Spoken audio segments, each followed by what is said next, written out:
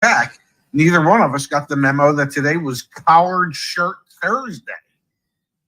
Not today, folks. Today's show brought to you by us, CarEdge.com. If we can help you out with anything related to buying a car, check out our company, CarEdge.com. We have a car search, a car buying service, car buying toolkit. We can help you sell a car, and we have warranty and protection options that have transparent markups, no personal information to get quotes, and $150 off between now and the 4th of July holiday. The big story today, Dad? Yes. Banks? They made some mistakes. The CFPB caught up on that, and we have a new report from them, and they are restricting their auto lending. We're going to start with this, the CFPB, the Consumer Financial Protection Bureau, just published a 50-page report on negative equity in auto lending. Now, folks, I do not expect everyone that's a part of our Car Edge community to go through all 50 pages of this report. And, you know, it's a lot. It's a lot of information. It's a lot of big words. We are going to look at the executive summary, because when you look at this and then you look at headlines like this, credit availability worsened sequentially in May, and then you look at information like this from S&P Global Mobility, Consumer Checkup, U.S. Bank's auto loan delinquencies reached decade-long high in 2023. A very clear picture is painted, Dad, and that is the auto industry overextended itself, giving financing options to consumers, and now they're screwed. Like, the banks are screwed, the consumers are screwed, everyone in between. Ready to dig into the numbers? So are you saying that everybody's screwed? A lot of people are in trouble, man, the banks included. Let's go through the key findings from the CFPB's negative equity report. You ready? Yes. Yeah, I'm glad they distilled it to the executive summary. They did, and I've got to give them some feedback. The first bullet point in the key findings should be it's over, but we'll get to that at a future stage. All right, number one, more than 10% of borrowers financed negative equity from a prior vehicle loan into a new vehicle. Between 2018 and 2022, think about this. This is pre-pandemic.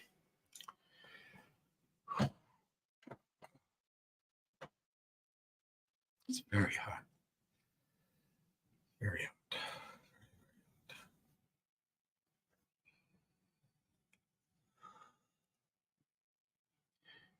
It's very slow. Thought here, maybe my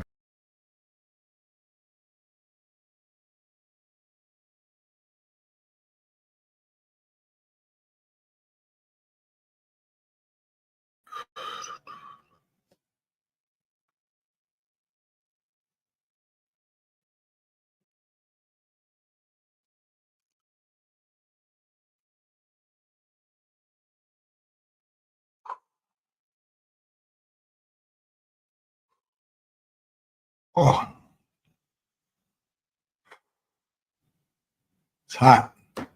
I have air conditioning. It's on, but it just doesn't work, and it's very hot.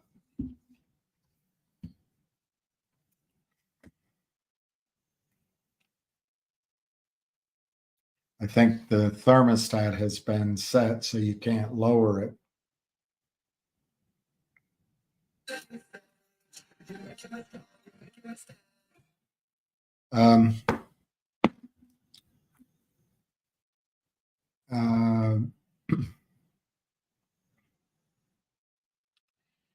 Just to quickly go through some scores here. Logic is down. It's in the red. However, it's 576, and the ask is I just got a Democratic. I just tell them to stop. This is, I guess Bernie must have sold his list. Joe Biden is gaining on Trump. Yeah. And Santa Claus is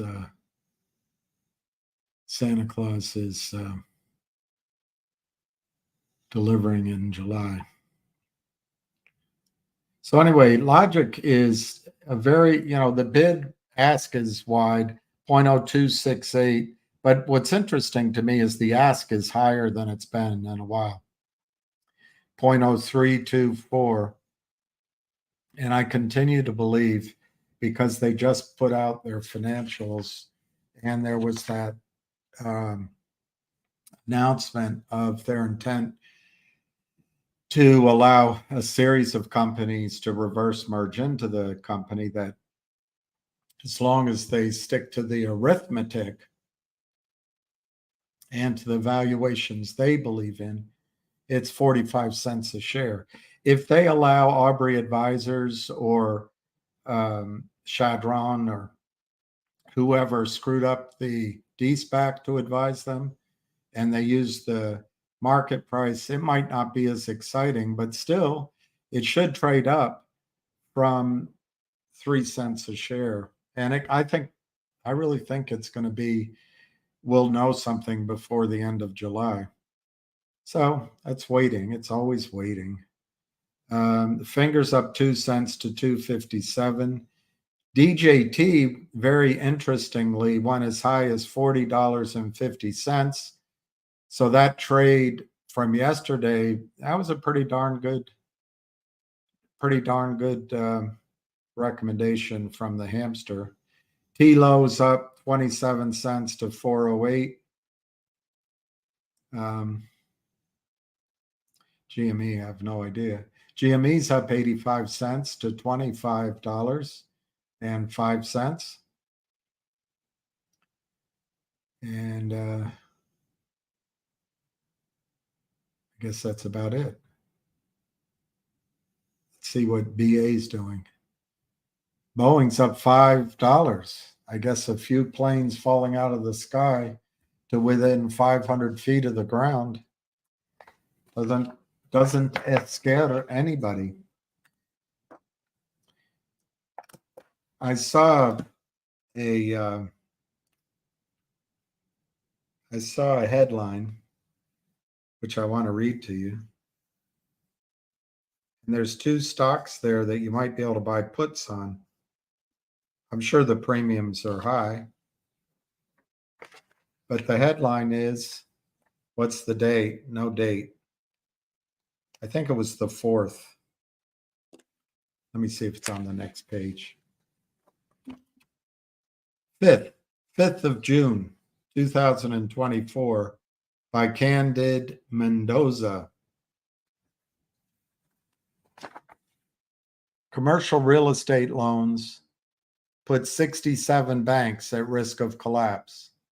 Flagstar and Zions Bancorp are among those with dangerous levels of commercial real estate exposure. It's a short article, very short. I wish they published the other names. A growing number of banks face heightened failure risks attributable to excessive exposure to commercial real estate loans, repricing at higher interest rates, according to an analysis from Florida Atlantic University. The study found that 67 of the largest U.S. banks have commercial real estate loans exceeding 300% of their total equity capital based on the latest quarterly data, a level regulators view as excessively risky. 67 banks have loans exceeding 300% of their total equity capital in commercial real estate. This is a very serious development for our banking system, as commercial real estate loans are repricing in a high interest rate environment. It's not that high. You guys are so young. These interest rates are a breath of fresh air compared to what was available in the 80s, even the 90s. Said Rebel Cole, a finance professor at Florida Atlantic University's College of Business. With commercial properties selling at serious discounts in the current market, banks will eventually be forced by regulators to write down these exposures. Yeah, really? I doubt it. I bet regulators will say you can carry them on your books at maturity rate. Problem with that, though, is they mature. Commercial real estate doesn't have a 30-year mortgage that you can lock in 2% on. They just roll. So unless they can refinance them. Maturity it might not be par. The analysis screened the largest 157 banks with over 10 billion in assets. It used public government data to calculate each bank's total CRE exposure. Flagstar Bank and Zions Bank Corp faced the highest risks according to the screener. Flagstar's 51 billion commercial real estate portfolio comprised 553% of its $9 billion equity.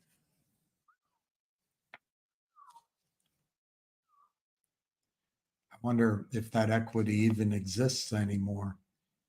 For Zion's, the 26 billion commercial real estate book was 440% of its 5.8 billion in equity. You know, being on margin is heaven when you're right, but live by the sword, die by the sword. These are the two largest banks with excessive exposure, Cole said. Both rely heavily on uninsured deposits, making them vulnerable to bank runs like those that felled the three big lenders last spring. So I don't know anything about Flagstar Bank or Zions, but I would say if you can afford maybe to buy 3 puts on each, if they collapse, you sell one to get your money off the table. If they really work, sell one more to make a profit, and then hold on to one for it to go to zero, for the bank to go to zero. The industry average exposure was 139% of equity, which doesn't sound so good. But among all US banks, almost 1,900 banks exceeded the 300% threshold. There's 243 banks which exceed the 600% threshold in commercial real estate. Should another bank fail, depositors may pull money from these highly exposed banks, maybe triggering a panic reminiscent of last year. How the banks, idiots, they promote people based on the color of their skin, their gender first, not on their experience or their education. And I really don't care. I mean, great. Whoever it is, bring somebody in that understands that if you're lending long or reasonably out and you're borrowing short, that when interest rates are 0.5% and long rates are 2% or 3%, that's not a good time to get all overexposed to that. I don't care if it's DEI all the way to kingdom come. It's a bad experiment, and the rest of us pay for it. I mean, to be clear, I don't care if the whole board is women or the whole board is, Afghani, but just put competent people in there. Don't promote people that just to check a box. Put people that know what they're doing. Problem is our education's all screwy now too. Anyway, let's go through some of these. It's so hot in here. I'm going to be all annoyed. I'm going to be annoyed. All right, Nicole. Yay. Finally got my MMTLP transferred to NextBridge shares today. You got your NextBridge shares. That's brilliant. It's brilliant, brilliant, brilliant. I love your puppy dog. I wish I could run out and say hi.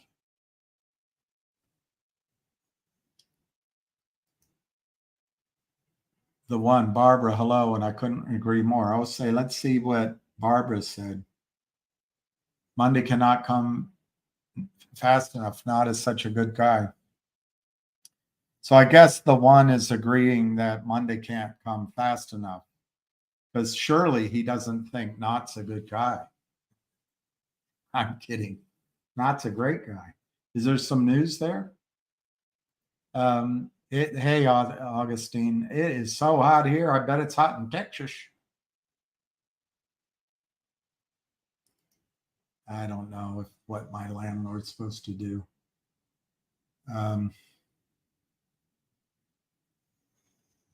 I think I'm going to just go buy a window air conditioner. I don't know. Apparently, there's something. Hell yes. Apparently, there's something out there for Monday.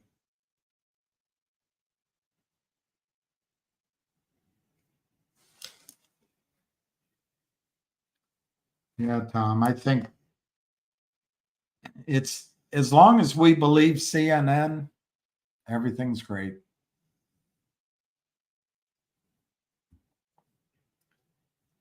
Hey, Donna. Hi, Barbara. Okay, there's the one. Big news coming from Not with a great video today. Hey, Narad. Grand Rising. Wow, it's hot. Yeah, I can, but I don't know. I'd rather do it after Ham comes on so that I can finish my thoughts, but I can. Yeah. I didn't tell you about the warrants because I guess I wanted it to be a surprise, but the warrants are terrific. Who I was listening to was it's a thing called Ray and Zach. Ray and Zach. They have 89 listeners. And the title of the video is Banks Have Stopped Lending for Cars, Trucks, and SUVs. I'm starting to think David, the truck driver, is a better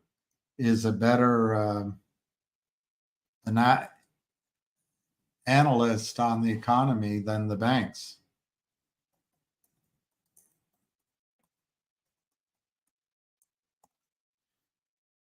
I'm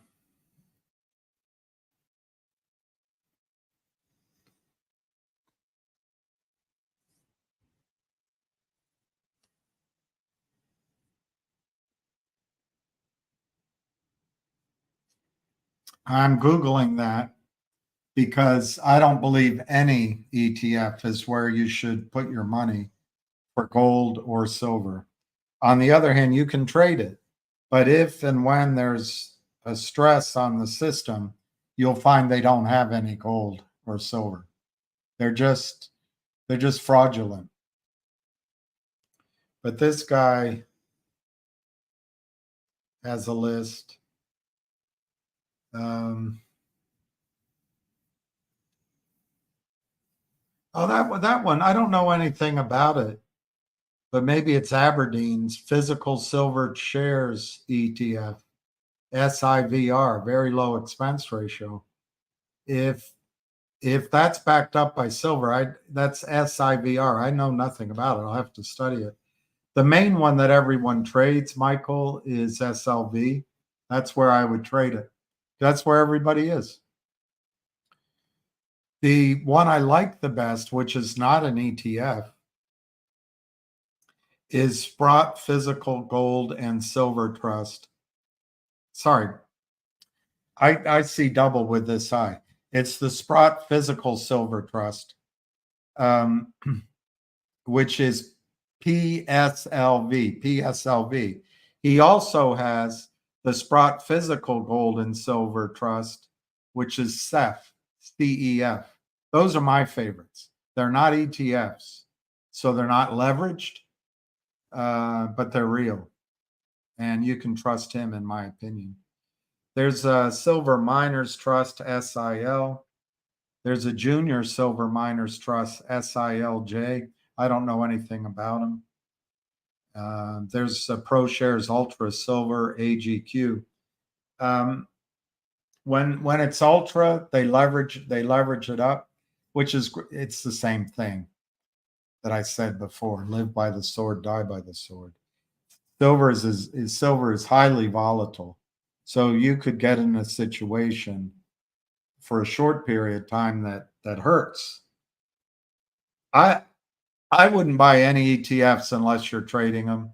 I would buy anything physical that Sprott puts out. Sprott Physical Silver Trust, PSLV, Sprott Physical Gold and Silver Trust. And Michael, I have to study it, which I haven't done for about 4 or 5 years.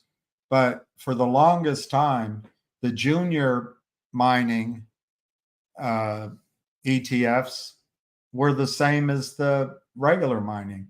By the time they consolidated, everybody was in the same space. So my point is, just because it says junior doesn't mean it is junior. Probably, if you don't own gold and silver, physical gold and silver first, establish that, then establish, you can't call it blue chip, but sort of tier one gold and silver companies like Newmont, Barrick. I think I've got to do a presentation on this to you. The Wheaton precious metals. It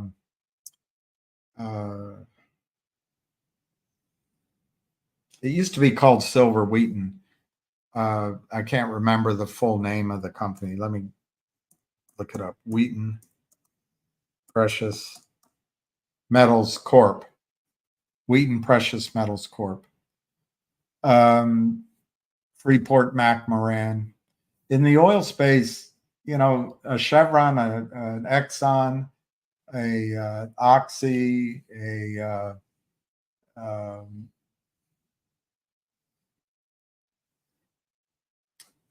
one let me see if it's been let me see if it's been bought out. No, it's still there. In fact, it's pretty cheap. I like APA Corp. It's $29. Oh, here's our friends at Benzinga. 3 stocks to buy as oil prices collapse. Schlumberger. I like Schlumberger very much. Valero Energy. I like it. I don't want to discount it, but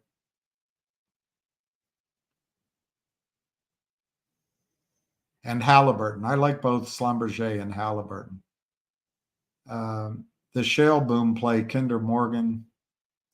That's a pipeline, so that's all right, but it doesn't excite me. Exxon Mobil, that's a good one, and that's a shale boom play. So that's Texas, and then shale boom play number 3, Occidental Petroleum. Warren Buffett has bought shares of Occidental Petroleum over each of the last 9 trading days. You gotta love Benzinga.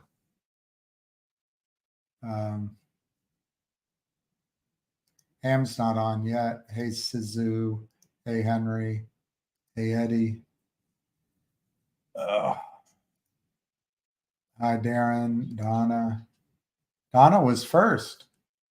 Oh, Donna. You're a good boy. You're a good boy. You don't have to look so sad. You don't have to look so sad. Yeah. Sweetheart. I know it takes a lot of effort just to walk over. I went to the hardware store to buy some ant traps, ant traps for ants, ant traps. And they all asked about Lucky, and I forgot. Lucky hasn't been able to walk more than about 2 or 3 blocks now for a month. His life is reducing.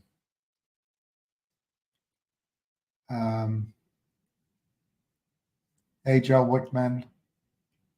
Yeah, I think DJT, I don't know about today, but I think DJT ultimately they're going to get it through 52 and it's going to go to 100. There's no proof of that yet. So you got to trade it. Like Cam says, buy the dips, sell the rips. But yeah, I think it's an upward moving stock, not a downward moving stock. But doesn't mean it won't be highly volatile. Doesn't mean there ain't. I figure the Fed, Janet Yellen, and the rest, they're probably printing shares along with the criminals to try to bankrupt Trump. I don't know why everyone hates Trump. I mean, he's a big, overweight, tall, quasi blonde, almost a billionaire that the camera follows everywhere. And when he was a young man, women loved him. But now some women that are much older, like Hillary Clinton, hate him. But I don't know. And he said crude things, which I don't agree with. But on the other hand, this is great. I'm so glad we have this elegant man as president. We're on the verge of World War III. And I can't understand the sanity. I mean, the Democratic Party does not have a primary. They have no primary. They just select a man who belongs in the home. And they did that last time because Bernie was winning. So they made a deal with Clyburn out of South Carolina, appoint a black woman on the Supreme Court and appoint a black woman as your VP. And I'll make sure you have South Carolina. So Biden agreed to that. Who did he appoint? A quasi-black woman who grew up in privilege. Her father from Jamaica, an economist professor in California. I forget the school right now, Stanford or whatever. Stanford. I don't remember for sure. And then her mother from India, who, when the professor dated her, was a student. They lived in gated communities, privileged. She's married to a white man. She hasn't had the experience of African Americans, but hey, pick her, and she's as thick as a brick. And then and she's cruel to criminals. She's not a nice person. And then you've got I can't even remember, Conjunte Brown something, totally unqualified to be on the Supreme Court. But hey, you get South Carolina, you beat Bernie Sanders, and then you rig the rest of it, and we have the most popular president in the history of the United States. What has he done in office? He's allowed 20 million people to cross the border. If you think that's great, it's being mean to point it out. Well, where are they from? He's trying to change the electoral college, maybe change Texas blue. All right, maybe that all makes sense because you hate Trump. But what about diseases?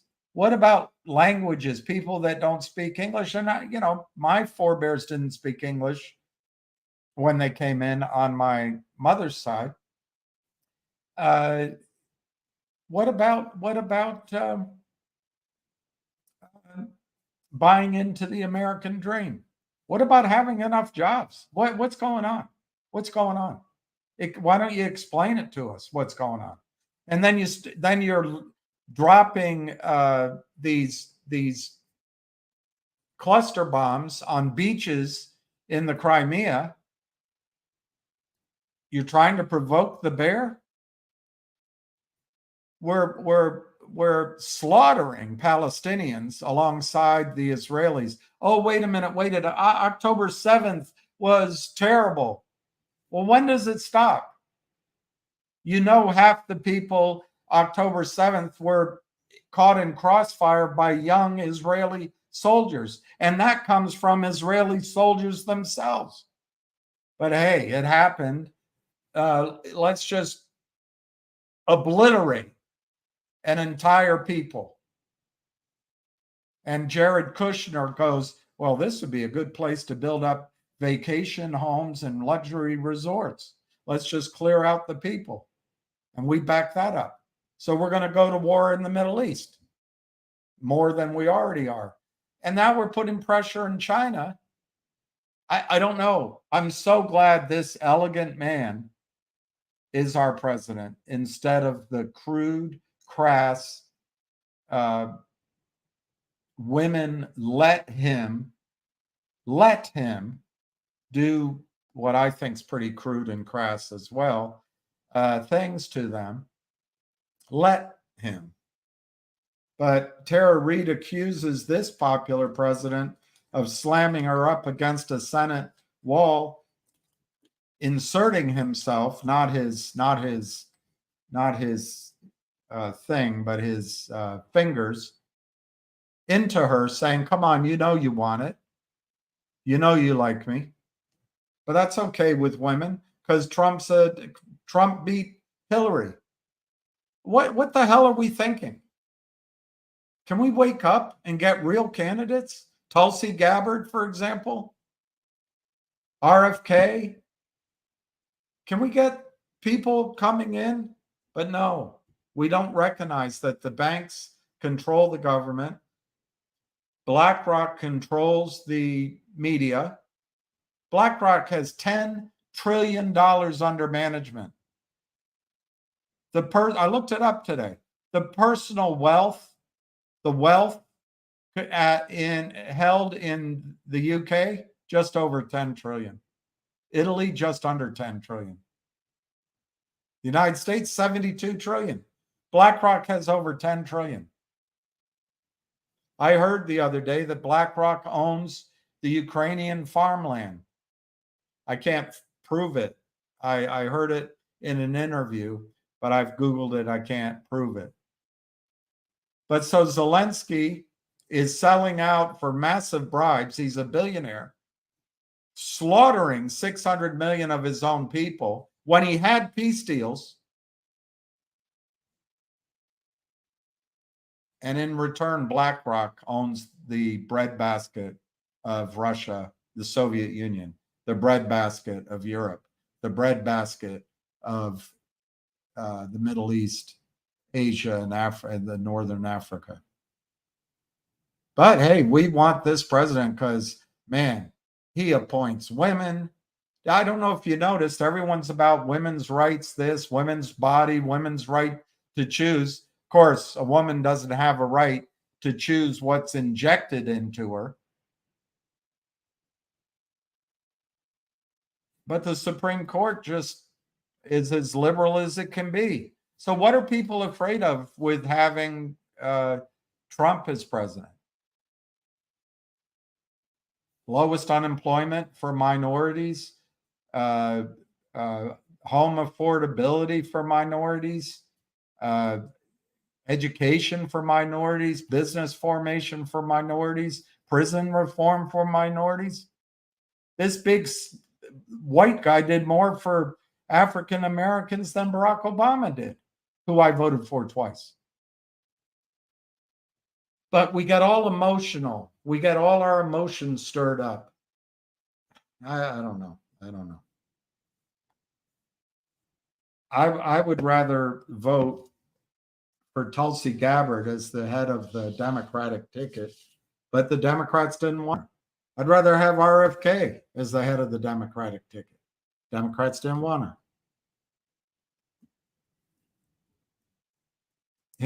Didn't want him. So we got the most popular president in the history of the United States. He got 7 people to show up along with his aides at a rally. He mumbles through things. I mean, it's cruelty to him. It's cruelty to him. And then our foreign policy is run by Blinken, whose parents came from the Ukraine, Jewish, and Victoria Nuland's, whose parents came from the Ukraine, Jewish. Okay, great. There's no president to put a stop on it. And I guess we're going to just pay back all the Russian Soviets and all the Russian citizens that did the Fiddler on the Roof,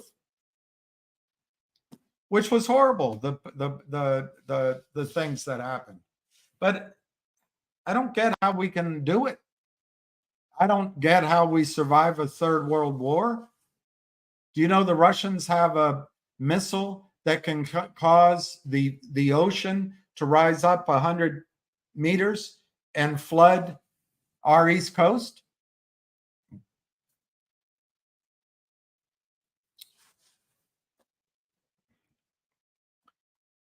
They have a bomb that can create a tidal wave to flood our East Coast.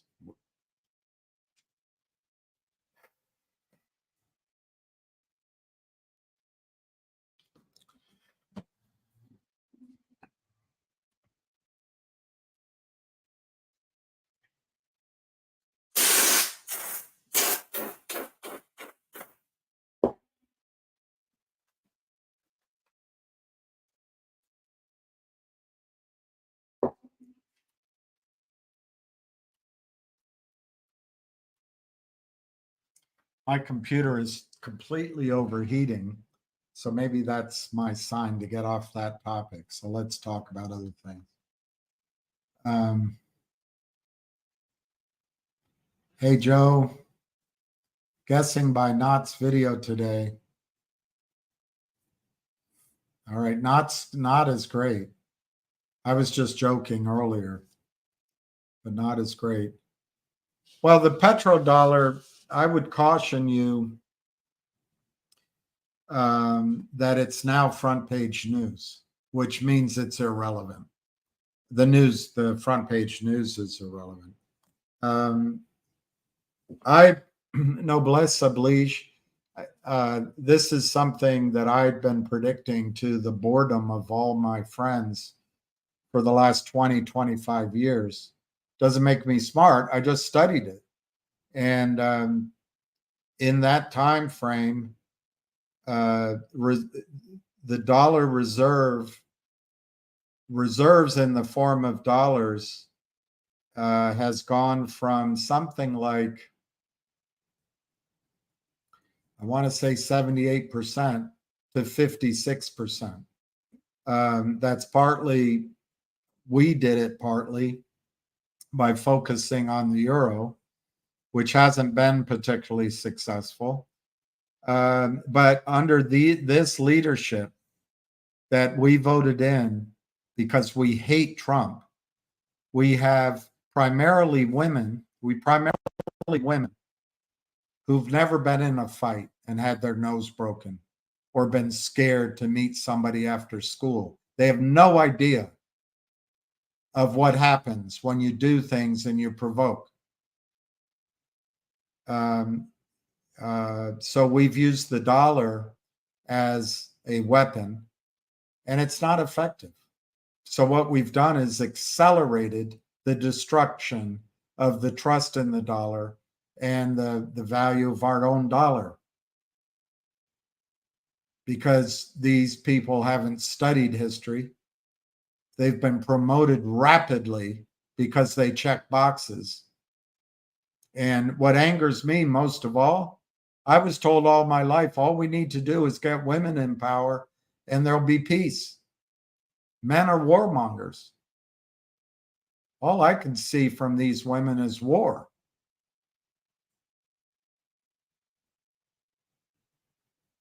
And in some cases, just incompetence. Of course, you look at Pete Buttigieg, totally incompetent. Biden himself is totally incompetent. I was listening to a video the other night, and Ted Kennedy said the dumbest senator in the Senate was Joe Biden. The dumbest. I don't know.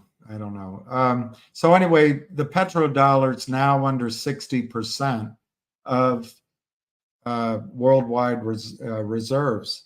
But Noblesse,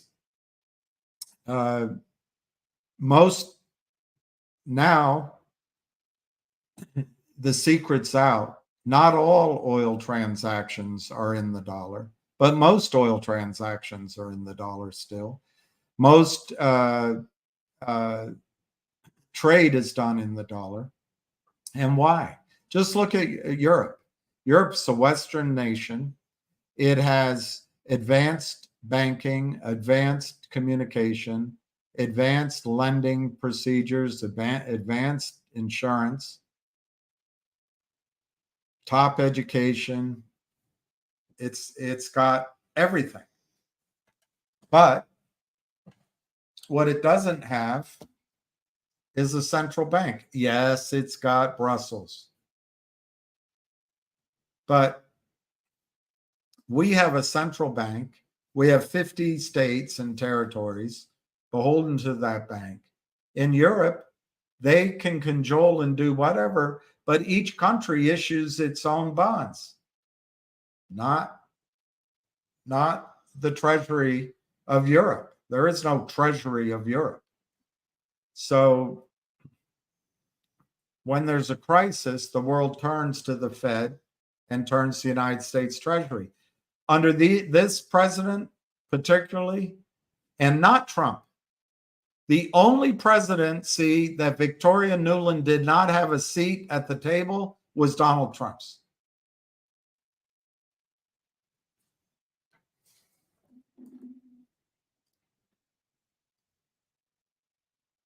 But anyway, I don't think the BRIC system, noblesse oblige, can replicate the dollar-based system yet.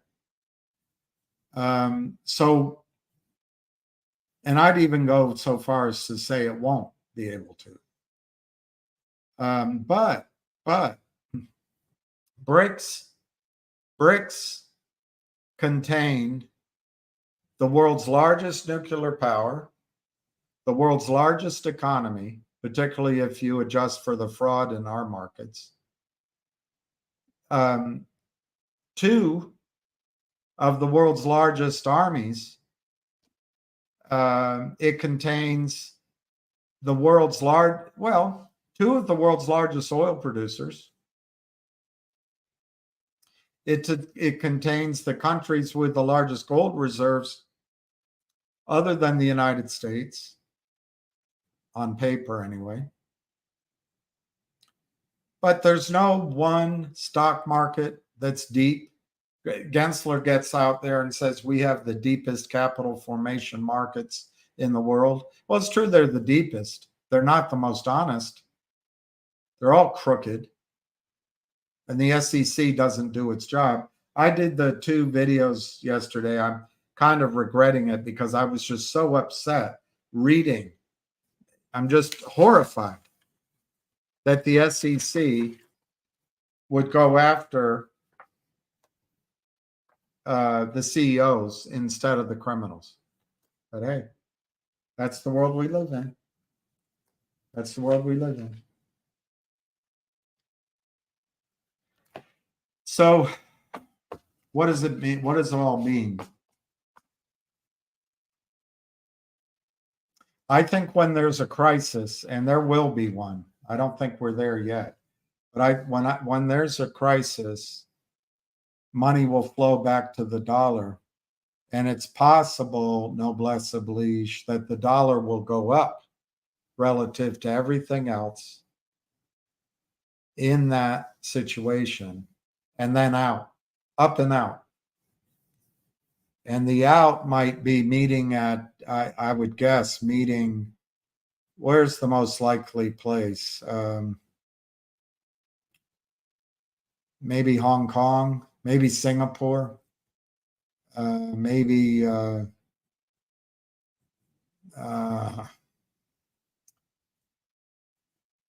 maybe Cairo,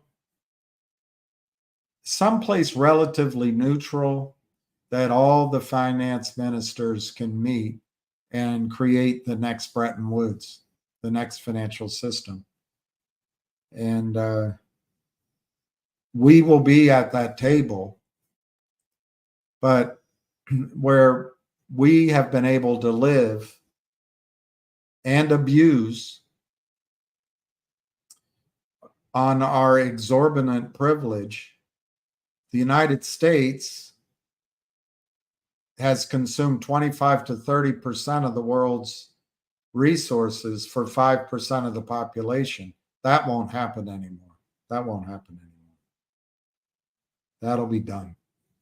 So we will have to be more like Australia or Russia or France or Vietnam, maybe, although Vietnam is still developing. We will have to live on the day's allocation of sunshine, not exploiting the world's millennia of accumulation of sunshine in the form of other nations' oil and gas. Trump is 100% wrong when he talks about the United States having more more liquid gold under our feet than any other nation. If you want to take it strictly as a theoretical, perhaps, but we don't have, nor does the world anymore. There's only two places in the world that I'm familiar with that are equivalent to Saudi Arabia. There's the UAE, Saudi Arabia, Libya, and Iraq. Libya and Iraq, you can get huge energy out for energy in. But the rest of the world, including Russia, it's difficult. And it's difficult in the United States. And in fact, it's probably harder here than anywhere else. All right, you're rescued. You're rescued. All right, hang on. It's hot. Well, I'm just live. I'm going to put you on. Battery 40%. Connected to Bill's iPhone. All right, you should go. Anyway, I was trying to tell William before, a friend of mine offered me an opportunity to trade money. And based on what I told him yesterday, we would have made about 100,000 on just GameStop and DJT. And on a 60-40 split, I would have made 40,000 for the month, 1 day of trading, not even 5 hours of trading. And that's the opportunities that I can have. But we don't do it because we want to stop this fraud. It's just amazing that it continues. I don't want to be an angry bird, but Gary Gensler keeps posting up that he's Mr. Wonderful. And he's just he's a crackhead. He's just lying to the people. At least tell the investors, hey, this is the Wild West. We cannot protect you. We don't have enough money. We don't have enough people to work here. And if you do invest, don't come crying to me because I told you it's the Wild West. That's all he has to say, and then I would get it. I would understand it. But don't tell us you're going to protect us and let us get robbed on a daily basis. It's insulting to watch. It's a disgrace. And you know what? It's just hurting everybody. And I don't understand why.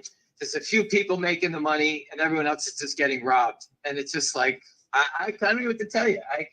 I can't believe it. I believe we're going to win. But I just can't believe that I have to watch it on a daily basis for years, not a week. We report the crime. We put trucks in front of it. And what was the guy's name? Julian Assange, whatever his name Assange. is. Yeah, he said that if you report a crime and they go after you, it's like it's showing you that the place is run by criminals. I forget the term, and I put the photo up a bunch of times. Julian Assange, whatever his name is. Assange. Yeah, he says that if you feel that if you're reporting a crime and you get prosecuted for the crime without doing it, it's like it's run by criminals. That's what this feels like. I mean, I don't even know what to say. I mean, how could they continue to let this happen? It's just remarkable. I mean, it's not like it's just me anymore. Everybody can see it. Everyone's had it jammed down their throats. GameStop, AMC, DJT, you name it, CYDY, XXII, BUZI. I can go on and on and on. SENS, BLUE. How do these? I mean, I don't even understand it. Company after company after company. It's like the Wild West. I wish someone could tell me something different. And I think if it wasn't for our wherewithal and, knowledge of this thing, everyone would be robbed. If I didn't know what I know now from what I knew 24 years ago, it's completely different. I had no knowledge of this nonsense. We couldn't believe it. When we traded and I bought, options, all I looked at it said, okay, I made 50 cents 100 times. I made 5,000. My account tomorrow should be 5,000 minus commission. That's all we looked at. I never looked at anything more than that. And here it is now. I have to look at it, and it's like crazy. Forget that we have to worry about stock settlement now, and we never worried about that before. I never thought anything about it, and when we figured it out that it didn't exist, we couldn't believe it. I remember buying shares in a company, and the company had 45 million shares, and it was, we put away 400 million. I mean, this is not the first rodeo. We've been doing this for a while. You break them, it goes up, and then they come back. It just goes back and forth. But we're so late in the game now. Like, whoever's still shorting Donald Trump stock, those people should be taken out and hung in the streets by the telephone poles like they do in Iran or Iraq, one of those crazy countries. I mean, you got to be insane. You're going against the most powerful man in the world. He knows the GameStop money's out there. They saw what's his name did, Ryan Cohen. He had no company, nothing, and he raised $4 billion, laughing all the way to the bank. And on top of it, the SEC dropped his lawsuit against him, in which they had him dead. They let him go. So now they want to go after John Bird, or they want to go after Roaring Kitty, whoever. Because you helped manipulate the stocks so that the longs won. So if you win, they go after you. I mean, what kind of crazy stuff is this? Anyway, any questions, William? I wasn't looking, but let me go to the bottom and get you. For those asking about GTII, people still pop up. They said you're not reporting on it. I report on it every day. All the proof is there. The Kramers were busted. Alpine was busted. The DTC gave us the proof of the naked short. It's here. Where is it? I don't know. The SEC, the DTC, they all told us it's here. The company needs to do something. Richard is leading the charge with big shareholders to remove management and to put someone in there that actually wants to run a company. That's where we stand, and he's close to getting it done. Follow Richard Hoffman. He is working to get the company and the board of directors removed. They're all north of 80 years old. And you know what? No one wants to put a company in with management that sounds asleep. That's just the way, unless they're Mick Jagger and Keith Richards. I don't know who. I'd rather have those guys run it as 80-year-old people. Again. Well, there's a question. I didn't know CNN is owned by Warner Brother. Did you? Anyway, questions about whether Trump's going to mention counterfeits tonight. No one wants him to. I don't have his script. The story was that they were going to do it. So you buy the rumor, you sell the rip, and if you want, you can buy the dip. That's just the way you trade Wall Street. I don't have anything in stone. I mean, I just told you what it is. The stock has gone from 24, went up 40.5 today again.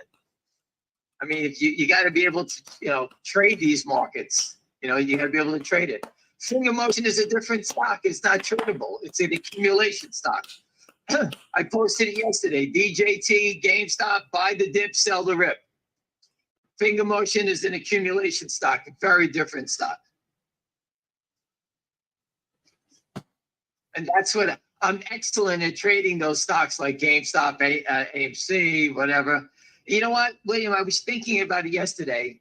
when they start squeezing GameStop, whenever you see it go, and you're nervous about playing it, you can go buy KOSS. For some strange reason, they take that stock up all the time. I don't know why, but there's very little risk in it. So if you ever see it, GameStop starts running, instead of saying, oh my God, I missed it, go buy KOSS. It'll go up $1 or $2 down the road. That's all. It's a safe bet.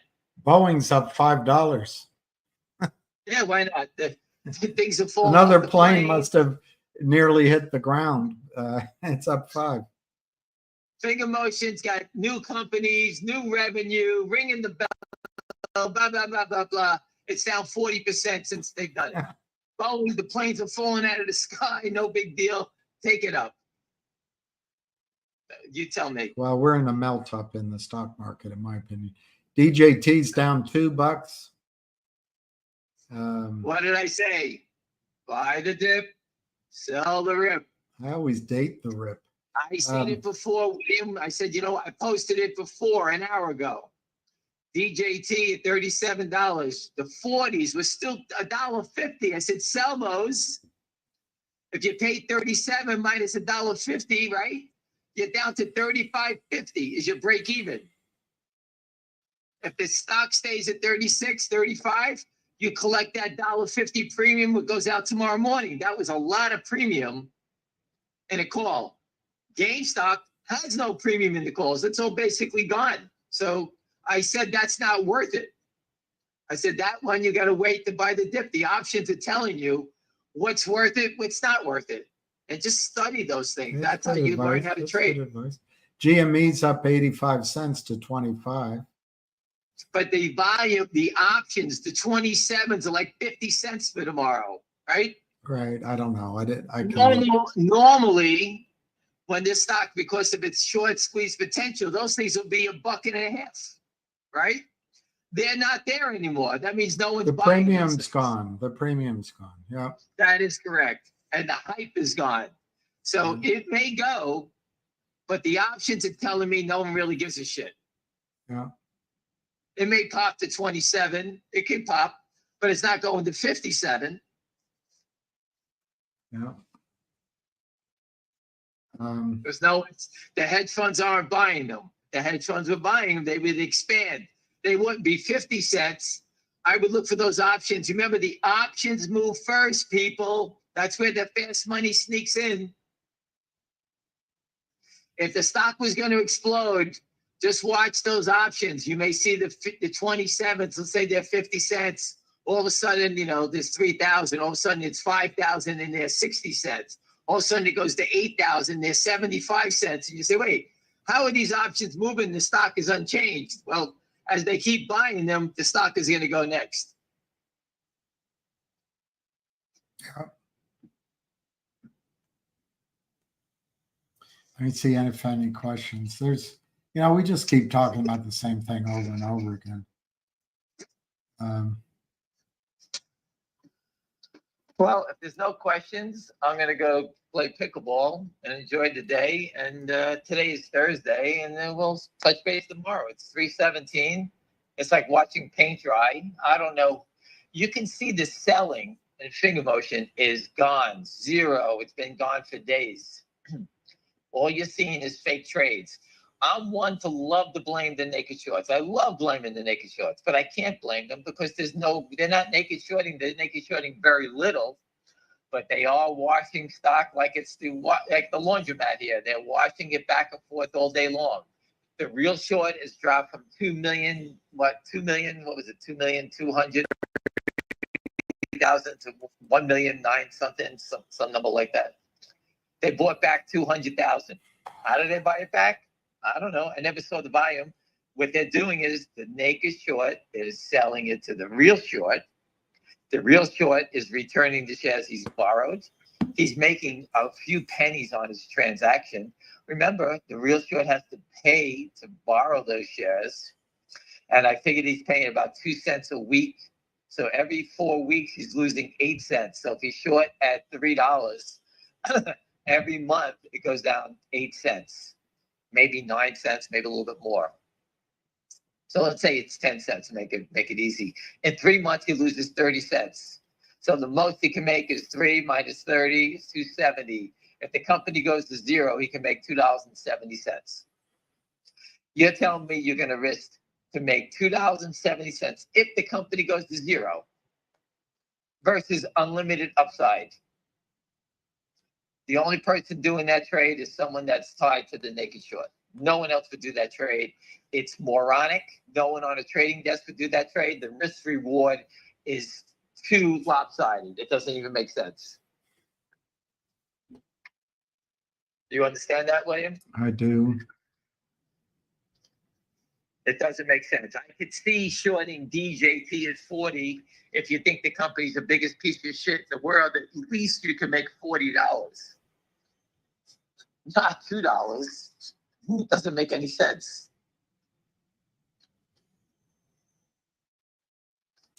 Do you want to answer the question again about Univest and Finger and the registration statement? I do not work for Univest. We met the gentleman. You met him when I met him. He's an investment banker. He was at the ringing of the bell ceremony. He was there. I didn't say to him, "Hey, how's it going?" I didn't ask him about his business. It's not my place. I don't want the information. But if they were just with him, you know, maybe Univest is behind all the revenue deals they're starting to get in China. The guy is Chinese. So maybe that's what the relationship is. And when the stock goes crazy, that's when they can raise them the money. That's what they said. They're basically not raising money down here. The was it S3 is in place. If the stock does go crazy, they can raise the money. So to me, that could be the relationship that is behind the scenes, because I don't know. That's what they accused Berta of, having an offering in place and then manipulating his price up so he could raise money for his shareholders. Oh my God! Yeah, let's not do it at the low. Let's wait till it goes higher. Yeah, let's not bail out the criminals that the SEC protects. Yeah, let's do it. Let's do it at the bottom so everybody can make money. Right? We can kill our shareholders, family, and friends. That's why we're doing it. Think about how crazy that is. You're a public company. You're here to reward the short sellers. That's why we're here. Terrible stuff. People, I follow naked shorts. I follow data. That's what I do. I'm not the fundamental expert. I'm not an analyst. I don't do any of that stuff. I trade off of my gut. I base it on option volume. I base it on trends. I understand when they're selling stocks off unfairly. I understand when they're over. My favorite thing is that with the SEC and everybody says, "Oh, we need short sellers." Why? I can't tell when a stock is too high. I couldn't tell NVIDIA was out of control. You know how many people I told that were long NVIDIA to dump it? And you know what? They didn't get the tippy top, but they got near the top. We need a short seller to tell us that the stocks are overvalued and they're out of control. That's the strangest thing. We need them to tell us what to do. That's crazy. And that's the reasoning. Oh, I need Jim Chanos to tell me that when the stock is overvalued. We can't figure it out. That idiot is the only person that could tell us. It's just amazing. And they treat us like children. Oh, you guys don't know what you're doing. You're too stupid. And that's why there's no more brokers in the world, William, because they want to keep everybody stupid. They should be insurance agents. At least the broker used to sit in his office, study, look at charts, look at stocks, read up on it. That's what a broker was good for. I'm sure you were great at it because you're very meticulous in reading through all the stuff that you have to. I was broker than the next guy. I had no energy to read anything. What's the symbol? What's the stock? Let me look. 30 seconds, I knew whether it's going up or down. That's what I knew. I didn't know what they did. That's a great skill. That's a great skill. But that's the skill I had. Your skill was studying things. Nightmare. Now I decided I wanted to sit down, and I always read people that bought NVIDIA at, when it was doing nothing. I know people that bought Apple Computer at $20 and 30 years ago, a woman in my neighborhood she bought 5,000 at 20. She made millions of dollars by never selling it. When I saw her name was Eileen, I said, Eileen, you still own it? I said, she goes, yeah. I said, what were you in a coma? It's 20 years. She'd never sold it.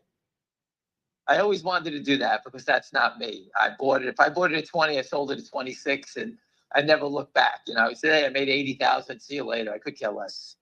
But I said, let me change my opinion. I'm older. Let me slow it down a little bit. Let me find something. I thought I found something, and what did I walk into? A buzzsaw with criminals. I just can't. I still can't believe it. But there it is. I paid $287, December 31st, 2018. Here we are in whatever month it is, July in 2024, and the company's went from zero revenue to 35 million in revenue. Business is exploding, deals, revenue, blah blah blah blah blah, and I'm down 30 cents. How's that working out? That's Wall Street for you. Only the elites who buy NVIDIA get rewarded. So the elites that buy Boeing on every dip get rewarded. Even though the planes are falling out of the sky, they get rewarded. Most people here would buy it with a 10-foot pole. I wouldn't buy Boeing with your money, right? But now that you can see that every time it dips, when something bad happens, the stock's going to turn up. Because you know what they're saying? Oh, they're going to fix it now. That's their pattern. Oh, they're going to fix it now. The chairman's going to say everything's okay. That's how Wall Street looks at it now. Oh, we're past the bad times. It's all good now. And it can go back up to 400 because it's a Dow component. Not that it's a piece of shit and they have nobody watching anything and they're just taking money. No one gives a shit about that. Every other small company make one mistake and they hang you for it. Oh my God, kill them. Kill it. The company's a fraud. Blah, blah, blah, blah, blah. Anyway, William, I'm going to play ball. I'm tired. And I'll speak to you tomorrow. Don't stay on too long. Go relax and enjoy the day. All right. Thank you. All right. Thank you. Call ended. It's so boring. Hey, Jenny L. We hope you're doing well. We hope Moose is doing well. We hope your family's doing well. Noblesse, the petrodollar is no more, but I'm not sure that it isn't still there either.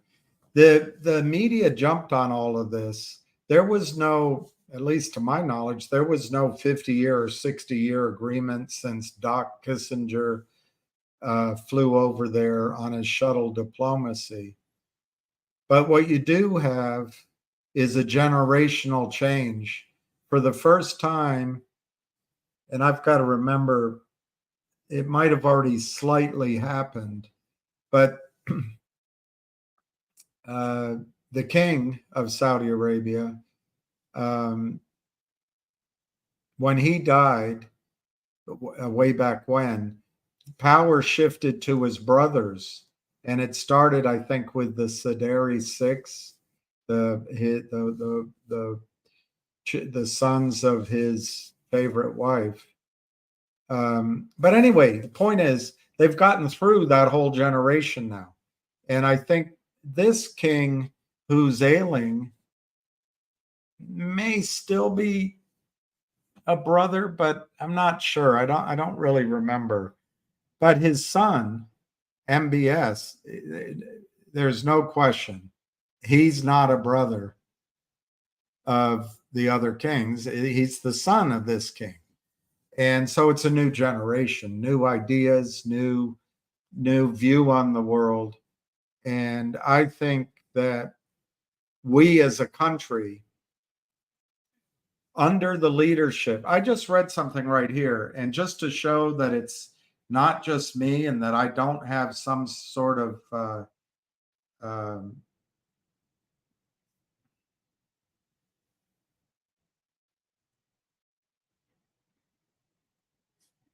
I can't believe the privileged Adina Friedman has, and she doesn't even do her job. But she gets the reward as if she is doing her job. She gets 2,500, 2.5 million a month. Is that the number? Something like that.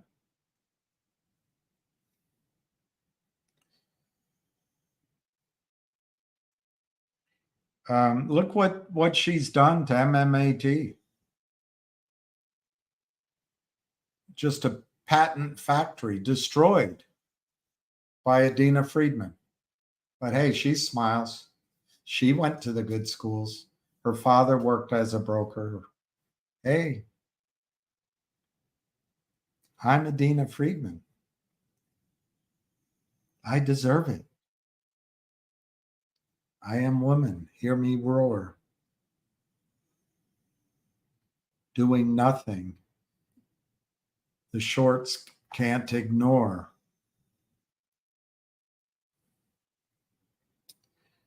I'm looking something up for you. Oh, this is an article about the debate tonight from Martin Armstrong. Question, Mr. Armstrong, Socrates has been bearish on, that's his computerized, his AI, before AI. He was cool before it was cool to be cool. Bearish on CNN's owner, Warner Brothers. So his institution sold Warner Brothers. Do you think the stock will collapse after this debate? Answer. The problem with Warner Brothers is it appears to be not just fully on board with the woke agenda that is reflected in its price decline, but its CEO and president, David Zaslav, may be part of this coincidence with those in the White House who are also Jewish with heritage back to Ukraine, who claim their families were persecuted by the Russians for being Jewish at the start of the Russian Revolution in 1905.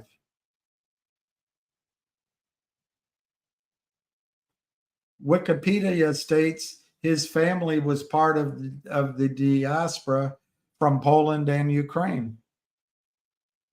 This raises some questions about whether Zaslav has been using Warner Brothers for personal biases against Russia and thus Trump. CNN's anchor hosting this debate compared Trump to Hitler. You know, the Ukraine stores Nazis like, anyway, if anyone did that to Biden, it would be headlines everywhere. We cannot say what Zaslav's motivations have been one way or the other. However, his management of Warner Brothers does not be in the best interests of shareholders. A CEO should be impartial like a judge. Personal views do not belong in the boardroom or on the nightly news. That is what op-eds are for, not anchors. Warner Brothers, major support is at $5.10. An annual closing below that for 2024 will be devastating. It is interesting that we have a panic cycle this month lining up with the CNN debate, but then gain in January. Institutional investors have been dumping Warner Brothers big time. And that's the reason I point out some of these things. When you see some trends, it's for investing. I'm not trying to be all political, although I'm capable of it. But when I'm making my observations, it's where do you allocate your money? I'm not trying to, solve all the world's injustices. CNN rules and restrictions they put on networks are trying to create a monopoly on the debate and reject any criticism of CNN staff. It's more like Pravda of the communist Russia days. The debate will be a hit job to interfere in the 2024 elections because Warner Brothers is so far left. I don't even know if they're left. The left, at least, doesn't believe in war. Their stock is collapsing amid a great bull market. Why anyone would own anything of this company is just amazing. I guess they just hate Trump and see this as paying for his destruction rather than an investment. So Martin Armstrong's a little like me. He can't help get his ideas in there. But the point is, in investments, knowing the thought process of who's there, it matters. Woke, go woke. So anyway, noblesse. What I wanted to finish on that, I got very distracted there, is it is possible that all currencies collapse, but I really think it'll be an international gathering for Bretton Woods 3, but it won't be Bretton Woods. It won't be in the United States. We've squandered the trust in just a few over-promoted people, including Blinken, in just 4 years. But it's been going on for a while. Our Nobel Prize winning president dropped more bombs than any other president in the history of the United States. We ran out of bombs. His is the administration which had the distinction of being at war every single day of 2 terms. No other president had that. His Secretary of State, Hillary Clinton, pressured him, but he did it. It's his responsibility to destroy the government of Libya. It was so gross. The description of how Gaddafi died is so disgusting. But Hillary said, we came, we saw, he died. But you know what? There's now women enslaved, men and women and children, but nobody cares about men. Women enslaved in slave auctions in Libya. The government is in disarray. And I won't speak about what's happening to children. But that's Barack Obama. We as a country have squandered our reason to be trusted. And it's the neocons. And right now, it's this small group of people who seem to have connections going all the way back to Ukraine of 100 years ago that have long memories. And I don't remember voting on that. I don't know if you did, but I didn't vote. Well, I didn't vote for Biden, but I didn't vote. I never heard it on the table that if you vote for Biden, we're going to accelerate the repayment of the wrongs that happened to these few horrible things that happened to this subset of American people 100 years ago in Eastern Europe. And we're going to make Zelensky a multi-billionaire, and we're going to destroy the credibility of the United States, the US dollar. We're going to squander it all.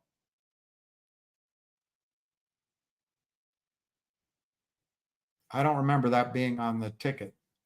But what it means, noblesse oblige, is that it's highly unlikely that the United States will have a premier role in creating the next financial system. I think we'll have a seat at the head table, And if people believe we have 8,000 tons of gold, we might be the biggest vote, but I doubt it. I think it will be Russia, China, maybe Iran, India, maybe India, Germany, be countries like this that will create the new financial system. It won't be based in the United States. I know Rickards thinks it'll be the SDR out of Washington, D.C. I don't believe it. I think the new financial system will be somewhere in Southeast Asia, maybe the Middle East, maybe Russia, but I think Southeast Asia, China is a much more logical place for the new financial system. And hey, we race toward our own brick wall. But noblesse oblige, I think until it happens, the dollar is going to be defended and the US bond market is going to be defended by the military might of the United States. And you know what? We're not as powerful as we used to be. And I think if I had to guess, Putin's response to bombing children on a beach in Crimea, led by the United States, I think his response might be to show off his new weaponry that we have no defense against. And I hope not. I hope he doesn't escalate it and make the people running this White House. I hope he waits. I don't think they're going to let Trump win because we're going to have the single most popular president running again. And then if he steps down, we're going to have Clyburn's so-called black vice president ready to step up. I mean, she's not, I don't know how she's anywhere near the African-American experience. Nothing. She did date a married man for something like 7 or 12 years, a married man. When she was in her hot 20s, he was married, but he was also mayor of San Francisco, and he got her into her job career. But hey, that kind of use of sex, that's okay, but not, some woman with blue hair accuses Donald Trump of doing something at Blumenthal's, maybe at some year, maybe one of these days, maybe for that long. But rape is good. And I named my cat, something weird. But that's bad. But and he always marries younger women. He's got great daughters. He's got a wonderful wife, but he's marrying a younger woman. But it's okay for Kamala Harris to date Willie Brown while he's married, and then Willie Brown gives her the entrance into her big power jobs. That's all right. Doesn't offend anybody.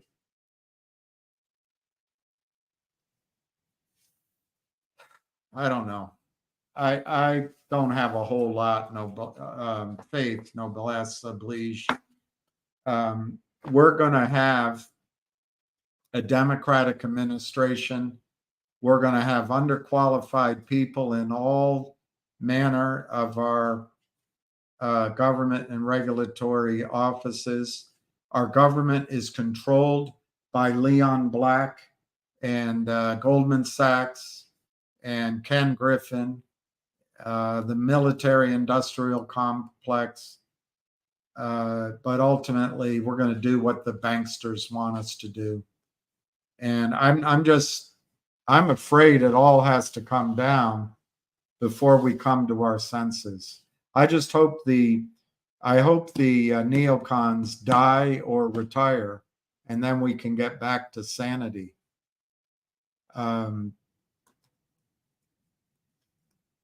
But on the dollar, I think as long as the Saudi royal family wants American protection against its own people and against the rest of the Middle East, they'll sell oil in dollars. But as soon as they find out that Russian weaponry is better than ours, maybe, I think there are some indications that it is. And when they decide maybe that they're willing to rely on the Chinese army or the Indian army or the Russian army instead of the military of the United States.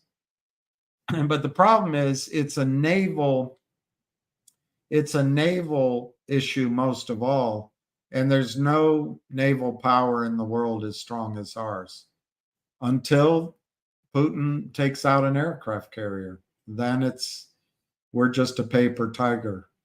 China has a pretty powerful regional navy. They could step in. But anyway, it's all by saying, I guess, that it's complicated. I think that the Saudi royal family is not ready to give up the protection of the United States military. I think the United States military is going to go balls to the wall, as they say, to protect the U.S. bond market and the U.S. dollar and our privilege in the world.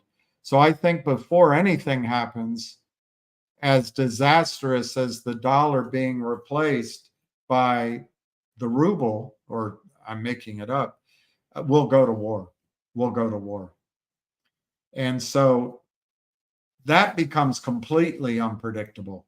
The risk of this war, which I've read to you over the months from Professor Stephen Cohen, who is married to the woman who runs The Nation. I forget her name right now. She is an extremely intelligent person. Her name is Katrina Vanden Heuvel. Extremely intelligent. And I think open-minded, but she hates Trump. It blinds her completely.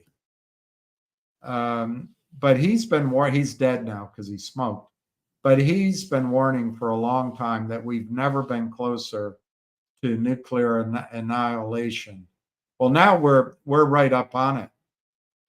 American bombs are bombing Russia.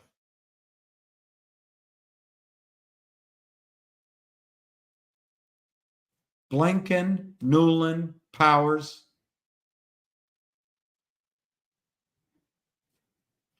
And we have breakfast at Biden overseeing it all. Breakfast at Biden's. I mean, it's depressing, no bless. We do have a strong economy. We could come back to standing for what we stand for that no other country in the world does. And I think if somehow Trump gets in and we lower taxes and we make it a business-friendly environment again, that the United States could become an economic engine. But China has a head start. China has proximity to Russian energy reserves. China is right in and around the fastest growing middle class in the world. 2 or 3 times our population is moving into the middle class. They have the pristine factories. They have the high-speed trains. They have the modern infrastructure. They have the power generating capabilities. They own our patents. They buy our patents out of bankruptcy. They have our technology. We give it to them. They're still classified as a developing country at whatever that organization. All I can think, my brain is WHO. It's not that. But they're still classified as a developing country. And they can pollute out their rear end, and we don't say anything. Well, anyway, they have a lot of advantages, but they don't have the food we have. They don't have our water. and they don't have our personal freedom, or at least what we used to have as personal freedoms and property rights and etc. So we could recover, but it's going to take a commitment to it. Anyway, I'll finish up, no bless. I think if we go to war, it's going to depend on who wins. I don't see us winning a war. I don't see us winning a war. Particularly if we go to war in 3 different places. But if we win, we'll create the new financial system. If we don't, I don't know who will create it. Russia? China? If there's no war and we come to our senses, and I think it'll be more like the G20, but it'll probably be the BRICS nations. BRICS nations and the European US groups sitting down. Maybe it'll happen at the UN, but everything's going to move away from the United States. And we did it to ourselves. We did it to ourselves. The young people of the world do not remember that the United States came to the rescue of Europe twice. They don't remember that. They don't remember Bill Clinton. How are they going to remember when the United States represented good in the world? What we represent now is, as I was at a client's office, picked up off his desk a bullet that was taken out of a Palestinian boy, 5 or 7 years old, a bullet. And it said "Made in the USA" on it. I don't know if it was real, but that's the idea that people have of the United States now. So I would use the dollar noblesse as a unit of currency, and a store of value in the short run.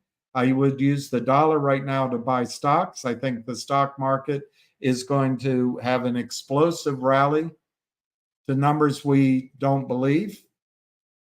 And after it's over, I think we round trip to really low numbers. But as we go up, you buy gold, silver, platinum, oil and gas, things you know. Buy things you know. Buy businesses which, I mean, if you've ever been to Colonial Williamsburg, you can see all of the businesses that existed before electricity, before the automobile, before the modern world. But those are the businesses that the demand will be there after we go through the panic, which is coming. And it's not going to be fun. But anyway, I'll leave it at that, no bless. I don't see anything replacing the dollar. If I had to guess, the dollar will surprise people at the end of the whole thing by going up, and then it will be replaced by the I don't know, the one ruble rupee. I don't know. It'll be some new thing, but it won't be us. They don't trust us. Nobody trusts us anymore. Nobody trusts us.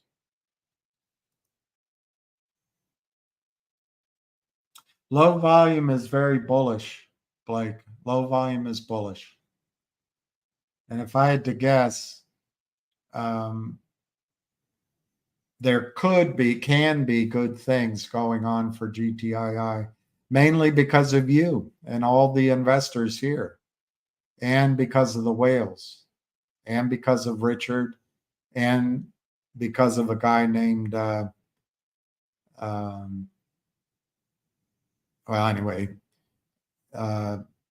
guy who's working hard. I don't know if I can say his name.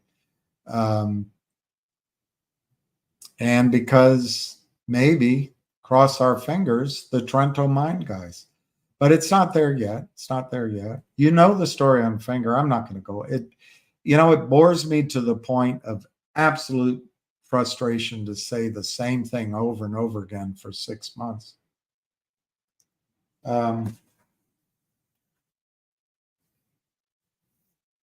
Thank you for that. I felt a little embarrassed but I don't know how to edit. I don't have the equipment to edit, so I put it up. That was my reaction to the lawsuit in real time. That's what it was. I think it's completely bogus. Although the one thing, it's not in here. It's not in here at all. But when you think about it, this ultimately was a raid, just like it could be in all these other stocks. It's a raid on the technologies that MMAT has. And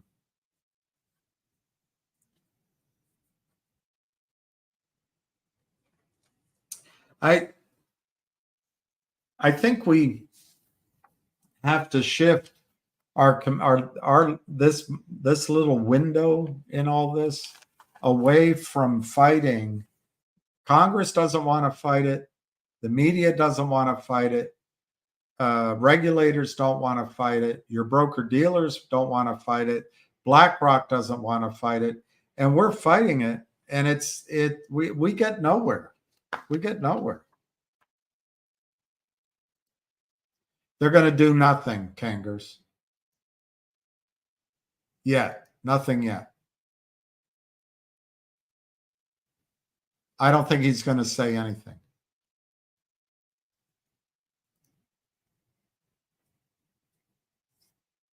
Yeah, that's a good point. That's a really good point. It's so clear that it's to discredit us, Berta, and Georgios, Palikaris. It's incredible, and it's paid for by the criminal, as far as I can tell. There's basically zero volume. I don't know anything about the lit markets. Look, this is all to confuse you. They hide trades. Blake, how hard is it to trade in GTII or Finger? They act as if, hundreds of billions of dollars are trading lightning speed, and they need to settle the trades at the end of the day. It's all stock manipulation. Lit, shadow, dark markets. It's all to confuse you. They're just stealing from you, and it's with the blessing of Gary Gensler. But if you get rid of Gary Gensler, you're going to get Virginia countrywide. So, oh, that's interesting. Maybe it's Friday at a rally that he's going to talk about it. I don't know.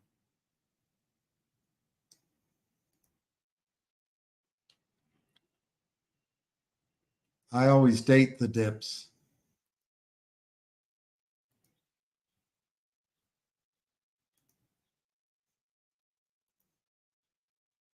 Jenny L. Jenny Rebecca. 4 days old. Do you see the world? Why do you keep asking this question? Can I answer it just again? The SEC takes forever doing anything. So, by the way, if you listen to the Twitterati tell you that suddenly MMTLP could start trading quickly and you won't have a chance to do anything, don't believe them. The SEC takes forever, number one. Number two, Pharaoh. Again, and again. What Ham said, I think 3 weeks ago, was the SEC is waiting for, they had some question on the financial statements. Well, doesn't mean anything's bad. They can't, they don't delay it. It is delayed, but they're not doing it because they know the short. They don't even, oh God, I just bored with these questions. In here, they debunk the idea of shorts existing at all. No, they're not doing it for that. I think the July 12th date is when financials come out, somewhere around there. Maybe that's what they're waiting for. But I don't think they're waiting. I just think they're backlogged. They're totally incompetent. They're focusing on coins. They can't even handle the stock market. I think I've told you, I think the SEC should be torn down. They should create a cabinet level position. It should be the United States Department of Financial Markets, regulate financial market regulation. It should have a seat at the table with the president. And if you get a job there, it's a career. And you can't sell your Rolodex for 20 years. And then they fix all this corruption. But no, no. The answer is no, I don't think that.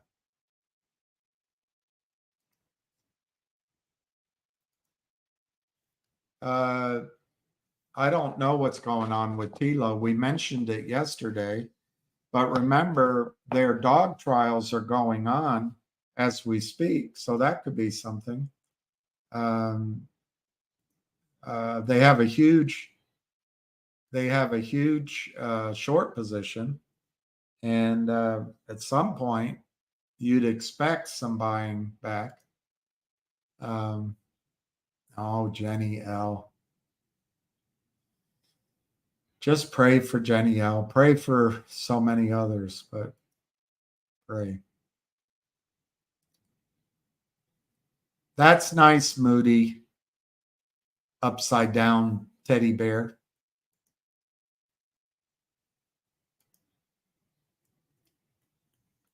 I like moose.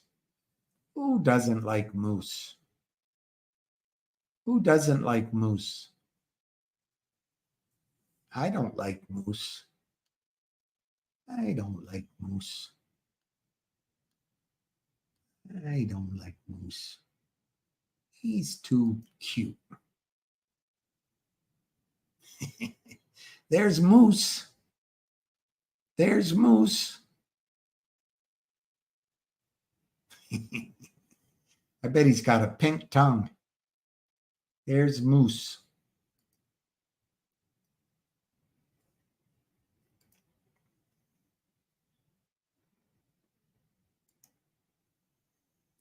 Oh no. Oh no. Oh no. Wow. You can believe that. You can believe that. Stick to CNN. The left has embraced the war. There's Mark, Jenny.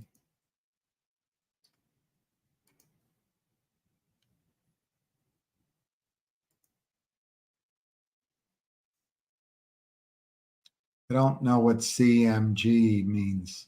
Let me take Moose down. I love Moose. Moose is the best. I love Moose. I don't know what CMG means. Let's see where NVIDIA is.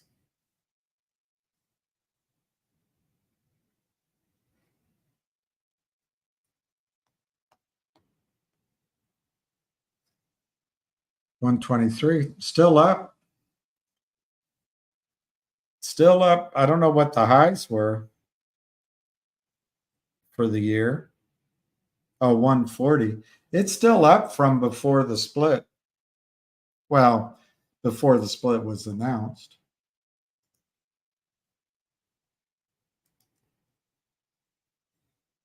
Oh, hell, we're on a Biden rant, Obama rant. Hey, vote for Biden. Vote for Biden. Go ahead. Vote for Obama. Vote for Kamala. At least you won't get Trump. We'll be at war. That's fine, Chris. My generation isn't going to fight it.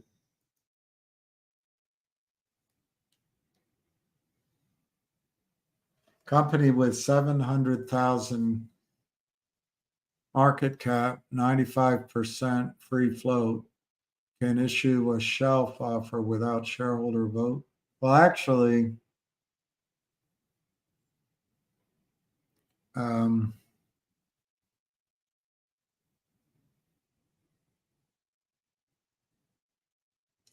it always depends on the articles of incorporation. But I actually think that's a better question than you realize, because I think you're right. However, yes, they can, because the shares are already authorized. The shares are already authorized. If you expand the authorized shares, you need a shareholder vote. But once they're authorized, you leave it up to the CEO and the board. But I like your question. I like your question. I'm so incredibly misinformed. Where do you get your information? Where do you get your information?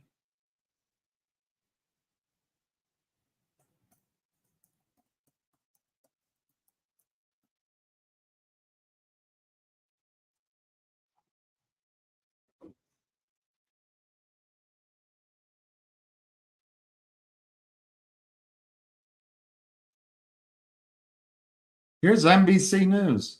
Ukraine's Nazi problem is real.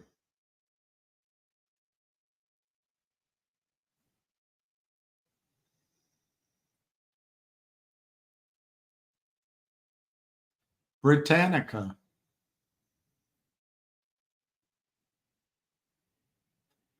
Tufts Daily, Tufts University. The dangers of ignoring Ukraine's neo-Nazis.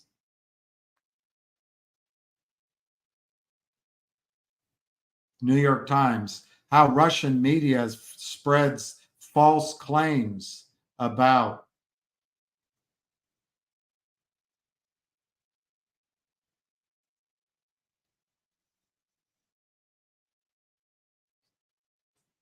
Is there any truth to Russia's Ukrainian Nazis propaganda?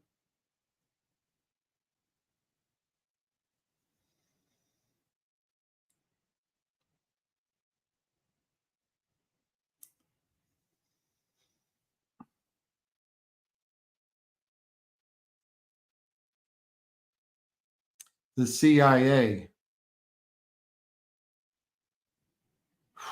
CIA declassified.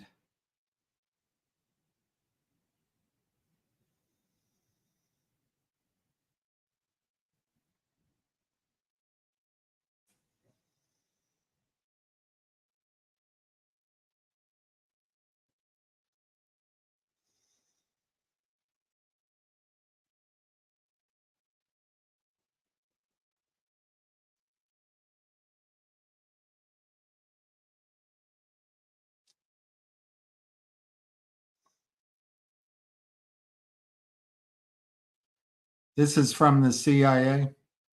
The struggle between the Wehrmacht and Red Army awakened and inflamed ancient rivalries and hatreds in Ukraine.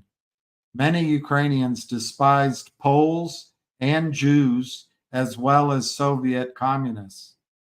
Ukrainians served in the German army and had been linked to Nazi atrocities on the Eastern Front. That's from the CIA. That's written in 1998, 50 years of CIA intelligence. Hey, I know I'm misinformed. I know I'm misinformed. You know what, DBMM? Just keep watching CNN. You'll be in a much better way. You won't have to worry about anything. The worldview will be laid out before you. You don't have to think. You don't have to worry.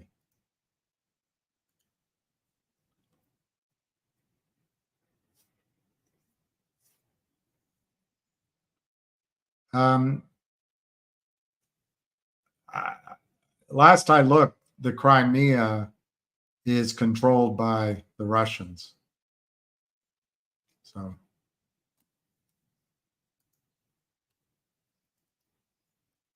oh, it's a bubble. Watching Trump channels only.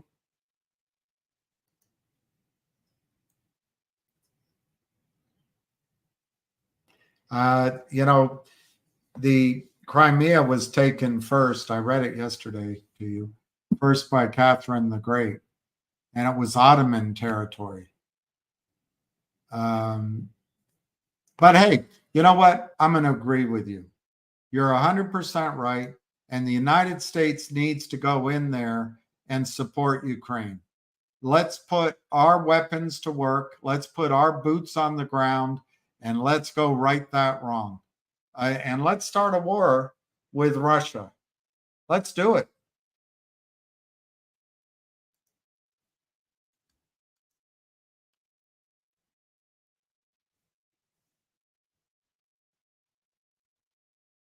Just keep believing that, Chris. I hope you guys are right. I don't think you are. But hey, it's comforting. It's comforting to listen to MSNBC, New York Times, Washington Post. Do you know the owner of the Washington Post received a contract from the CIA to build out the CIA's cloud? That contract was worth more than what he paid for the Post. Hey, go ahead and watch it.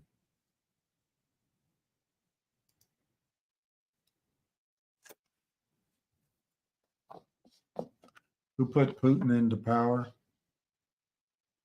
Mao was a big mass murderer. I know.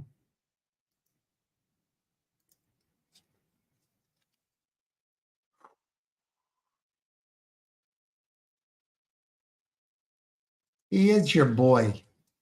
He is the best boy. I'd love to see his pink tongue. Love to see his pink tongue. What kind of career did I have? I guess not much of one, Mark.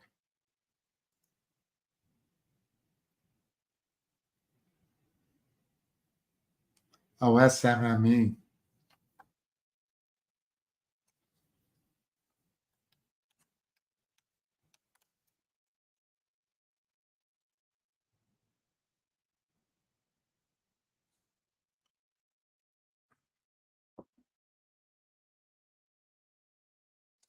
So there was a offer on the Berta case. There was an offer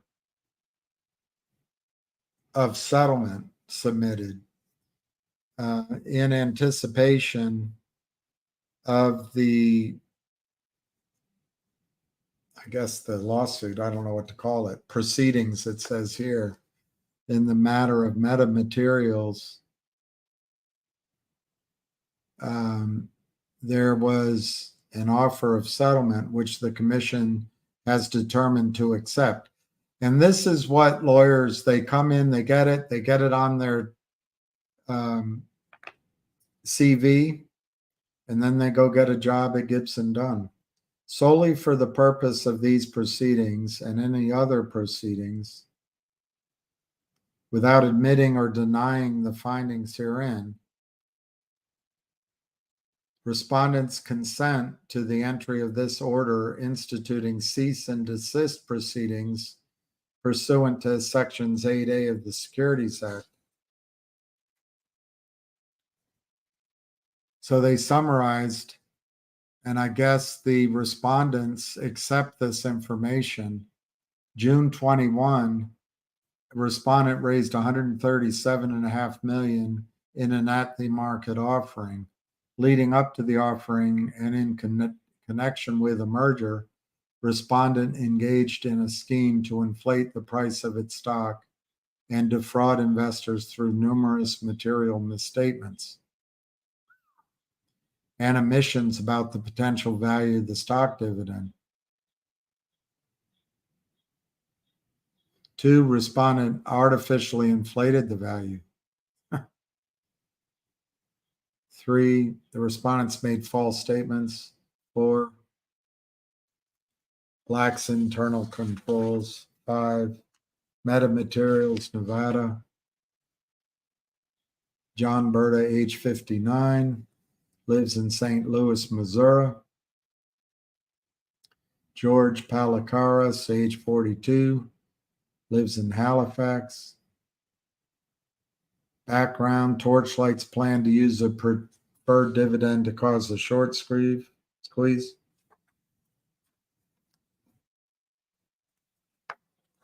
Berta can't cause Torchlight to make public statements. This is all crap. This is all crap.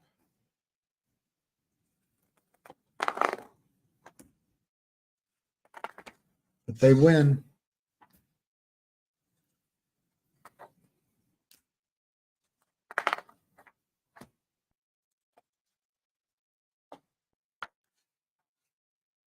Torchlight's market manipulation scheme caught fire. Torchlight profited from the manipulation. What the hell did the criminals profit from? Violations. They only go after CEOs. You should just get out of the stock market. Any stock market overseen by the SEC, get out of it. So it's ordered pursuant to Section 8A of the Securities Act and Section 21C of the Exchange Act, respondents cease and desist from committing or causing any violations and any future violations of Section 17A of the Securities Act, Sections 10B, 13A, 13B, 2A, 13B, 2B, and 14A of the Exchange Act, and Rules 10B-5A, 10B-5-C, 10B-20, 13A-11, and 14-9. So at least they can read the Securities Act. Respondents shall pay a civil penalty of $1 million to the SEC. The Commission may distribute civil money penalties collected in this proceeding.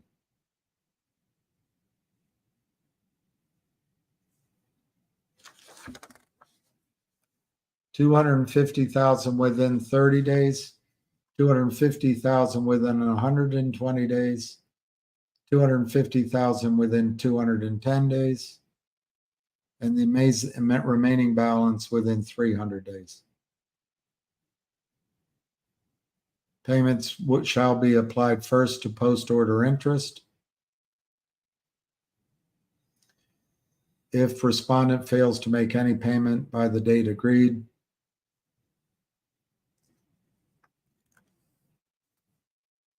amazing.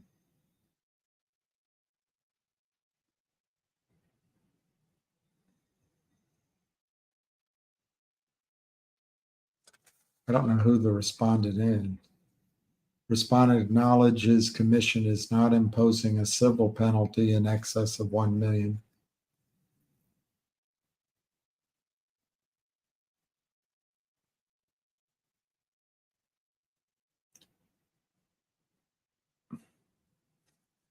Vanessa A. Countryman.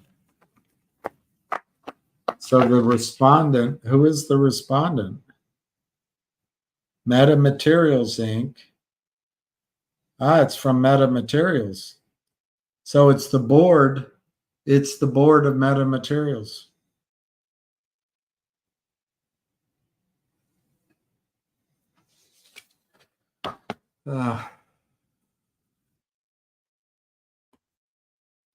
Disappointing.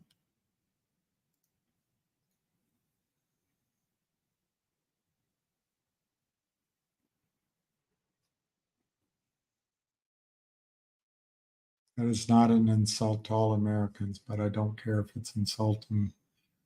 I don't know. I'm confused which side you're on or not. But anyway, it's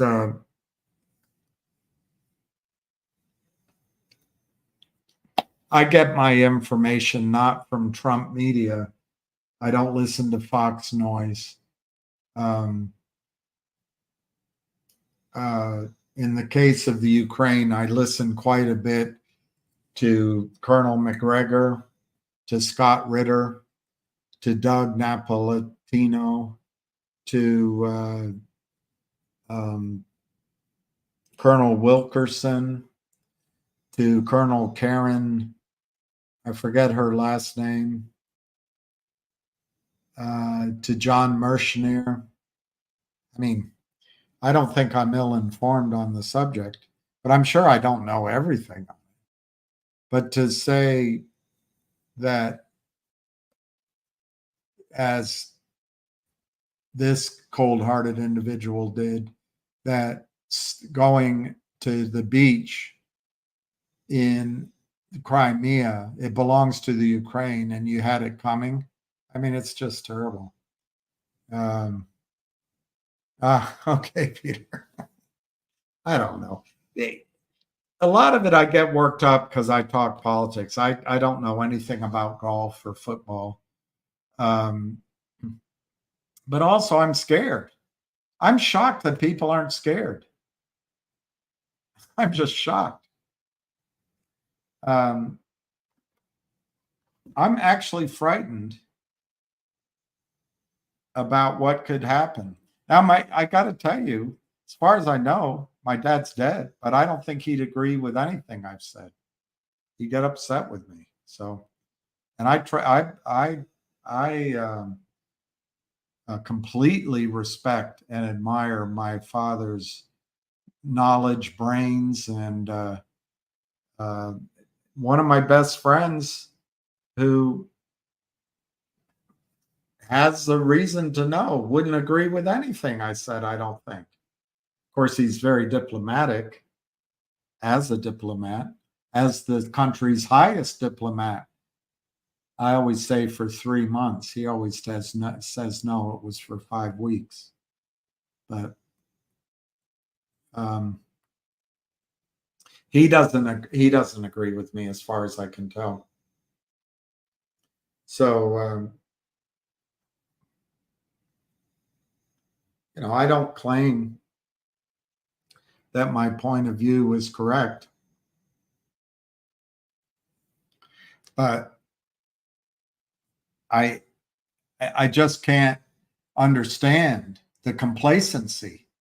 I don't understand how, when you study, and these guys haven't, Chris and DBMM, I don't think they've studied it, but the Soviets, the Russians, are producing weapons, missiles, bullets, armaments every day, every week, every month.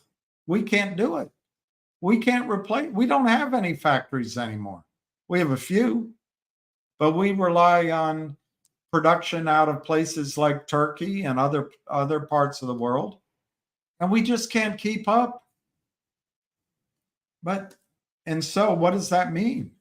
That means that we have to go to the nuclear button. And it doesn't bother anybody that decisions are being made by this group of unelected officials. We didn't vote for it. And we've got a man in the office that needs diapers when he goes out in public. It's cruel to him. It's cruel to him. He should be in a home.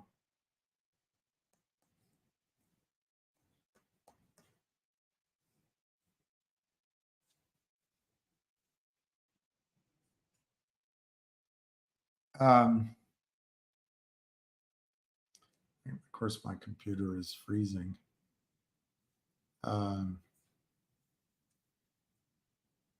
There was something I was going to look up.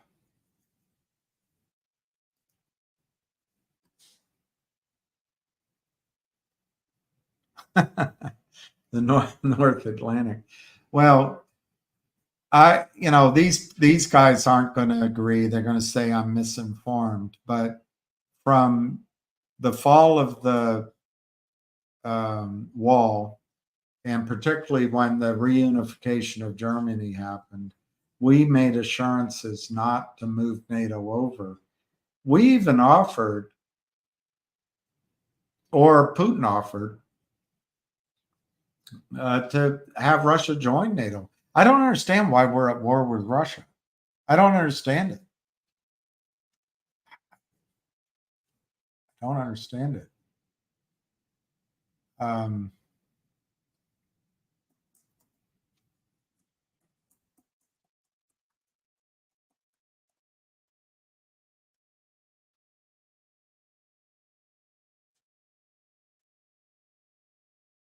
U.S. and NATO grapple with critical ammo shortage. That's CNN. AP News, unprepared for long war, U.S. Army under the gun to make. Foreign policy, the U.S. military is running short on ammunition. Voice of America, without more funds, U.S. unable to hit ammunition goals.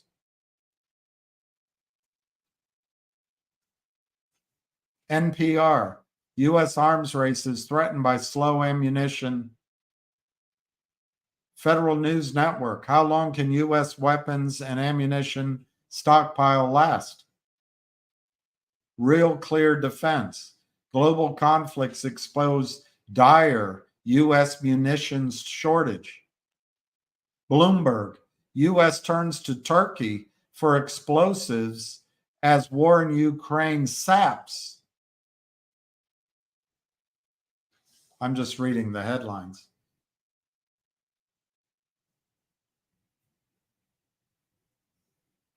Association for the United States Army, CSIS warns of ammunition shortages. Defense News, the U.S. is heavily reliant on China and Russia for its, I'm going to have to see the end of that sentence, for its ammo supply chain. The United States is heavily reliant on China and Russia for its ammo supply chain. That's not from Trump news. That's from the Defense News.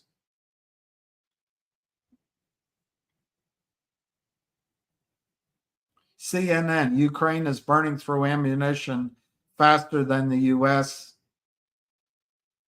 I hate clicking CNN. It gives them a click. Faster than the US and NATO can produce it.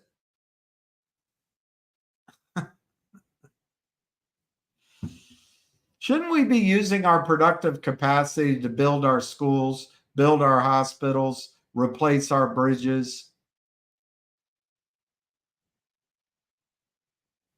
Voice of America, NATO warns of ammunition shortage due to war in Ukraine.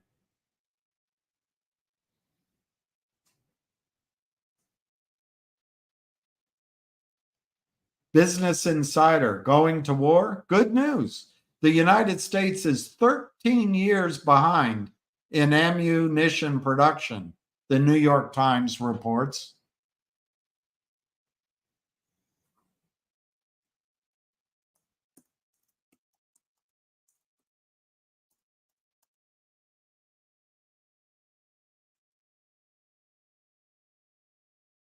Active personnel in the Russian army, according to Wikipedia, 1.32 million.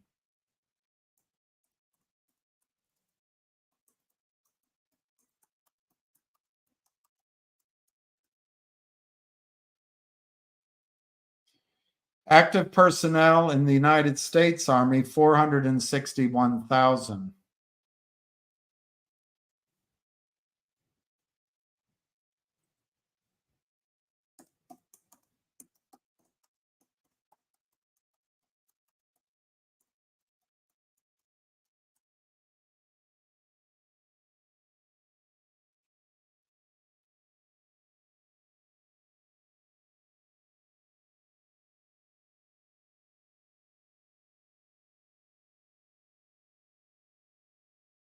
Well, I can understand why.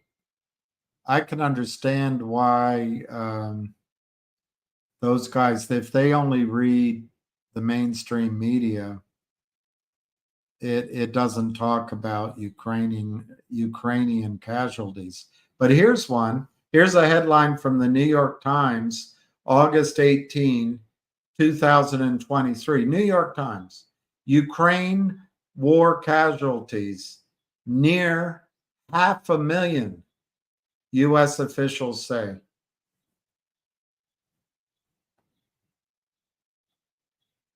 AP News. The true toll of the Ukraine war is measured in bodies. More than 500,000 people have been killed or seriously injured in 2 years of war in the Ukraine. That's AP News. Radio Free Europe.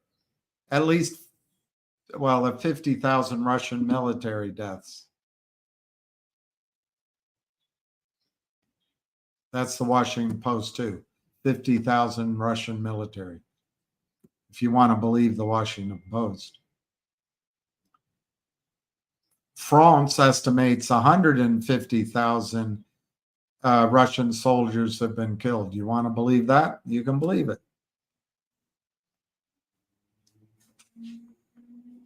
Reuters says the Ukraine war has cost Russia 70,000.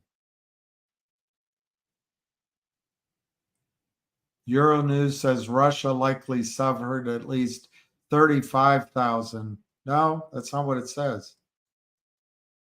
355,000 Russian personnel have been killed in the Ukraine war. That doesn't ring.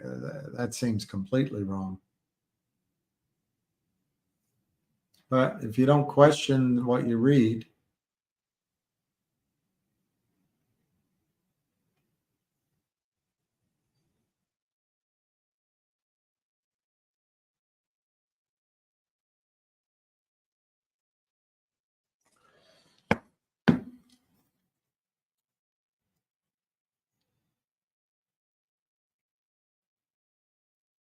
but you know, when you're not willing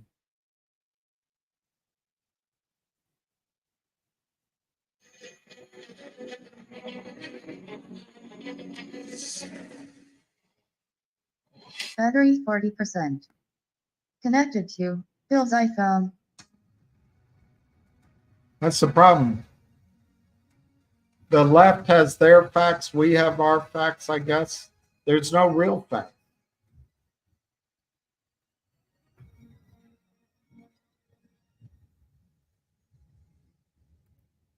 Hi, everyone. Judge Andrew Napolitano here for Judging Freedom. Today is Thursday, June 27th, 2024. Colonel Douglas McGregor will be here with us in a moment. Well, let's go to Ukraine's last 20. Here, my dear friend, we much appreciate your time. In your view, is the United States at war with Russia? Effectively, yes. Sadly, without any formal declaration, without consulting the American people, we are very definitely in a condition of war with Russia. And I think that's what the Russians have concluded. It's very dangerous. And I wish it were not the case, but I'm afraid it is. Is there a rational explanation from the American perspective of the terror that was visited on Russian civilians on a beach Sunday afternoon in Sevastopol?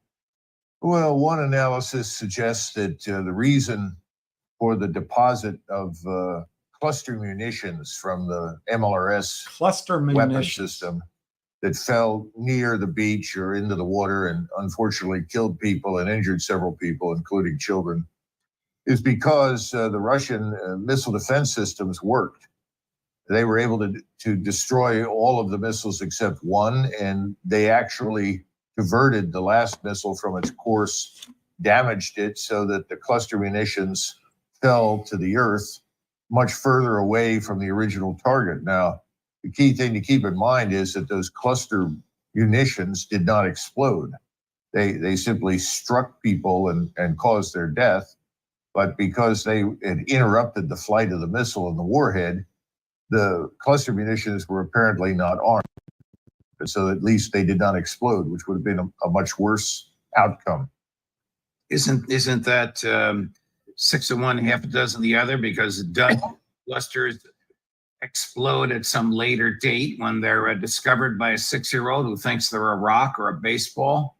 Well, potentially, and I actually was surprised that they were in use at all, because I thought that based on the 91 experience where we saw this happen, saw children in Iraq, even some soldiers who were told to not do it, but weren't very smart at the time and picked up these bomblets, lost their hands or were severely injured or even killed. So I thought the whole thing was off the table, but I guess I was wrong. And it may be, it's another case of running out of existing munitions and not being able to rapidly restore the arsenal with new ones. And frankly speaking, we don't have very many of these missiles left at this point. And as far as I know, there are no plans to go to shifts on a 24-hour basis in order to make missiles. Why are we, why is the U.S. delivering to Ukraine a weapon, well, not a weapon, but ammunition, which is unlawful in 95% of the world? That's a question I can't answer, and neither can you, because we don't know what the orders were that were given. I suspect, again, they ran out of high explosive warheads. What they had left is what was used. And the orders were, doesn't matter, send whatever we've got to Ukraine, we'll fire whatever is left. It's the only way I can explain it. Here's the Russian ambassador to the UN, seems to have a good handle on what happened. Cut number 10. Kiev regime, supported by the USA, carried out a heinous attack against civilians in the Russian city of Sevastopol in Crimea. Ukraine launched 5 US-supplied ATACMS missiles armed with cluster munitions. An American Global Hawk UAV was patrolling the airspace over the Crimean Peninsula. There will be measures in response. The Russian Federation will continue to protect its people and its national security until no threat is posed by the neo-Nazi regime in Kiev that was breeded, raised, and financed by the West. Phrases: 1, cluster munitions, and 2, breeded, raised, and financed by the West. How do you think Russia will respond with President Putin's typical patience, or with something that sends a dramatic message? Well, I think your point is accurate in that this is not the first provocation. If we stop and consider the strike that struck the early warning ballistic missile system radar, that in and of itself could have resulted in an immediate counter strike by the Russians. It didn't happen, primarily because President Putin wants to avoid a direct confrontation with the United States and NATO. He's never wanted it. We're the ones that goaded him into attacking into eastern Ukraine to begin with. We're the ones that wanted to place forces right on its border with the goal of attacking him. We're the ones that wanted to place missile systems there. So I think it's very obvious that under the circumstances, he could have attacked with any number of different weapon systems a long time ago, and he hasn't done it. I hope he can continue to exercise restraint, because I think we're nearing the end of this tragedy, frankly. How much longer can, well, before we get to nearing the end, why would they have done this on a Sunday afternoon, on a Sunday that is a feast day, a high feast day? It's Pentecost Sunday in the Russian Orthodox Church. Everybody's off and the beaches are packed, unless they wanted to injure or kill civilians. Well, I'm sure that's not an unreasonable conclusion if you're a Russian. Clearly, one of the things that we have to note is that this regime in Kiev treats Christianity with complete contempt. They've shut down churches. They've imprisoned members of the clergy. So that's unsurprising. This is a very nihilistic, atheistic regime in Kyiv, which may be why the globalist elites wanted this sort of nihilistic, atheistic approach adopted here in the United States. We know that from experience during COVID. So I guess you have to accept the fact that this looks deliberate. Do you think there's a connection between what happened on the beach in Sevastopol and the attributed to ISIS attack on a synagogue and on a Russian Orthodox church the same day, where a Russian Orthodox priest had his throat slit on the altar of the church? Well, it's a legitimate question. I don't know why the Islamists would have done what they did, except that they were provided with some incentive to do so. I mean, right now, by the Ukrainians? Yeah, well, potentially by the Western intelligence organizations, MI6, the CIA.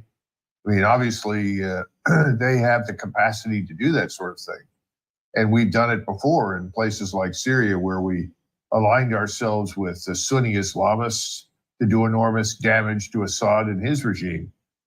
I can't answer those questions. I don't have access to the intelligence on the inside to call it as whatever it may be, but it looks very troubling. And we have to keep something in mind, that Putin has done an exemplary job of making the Muslim citizens of Russia comfortable. They don't fear any sort of oppression. They're not worried about the Russian state going after them for any particular reason. So there's been remarkable peace inside Russia between Muslims and Christians. So this comes at a strange point in time, and it does beg the question, why now and why would they do what they did? But I don't know the answer, Judge. I can't say definitively Western intelligence and Ukrainian SBU or secret police had anything to do with this. I don't know.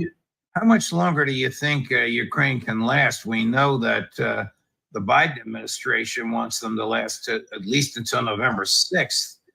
But what is your view about the overwhelming odds favoring the Russians at this point?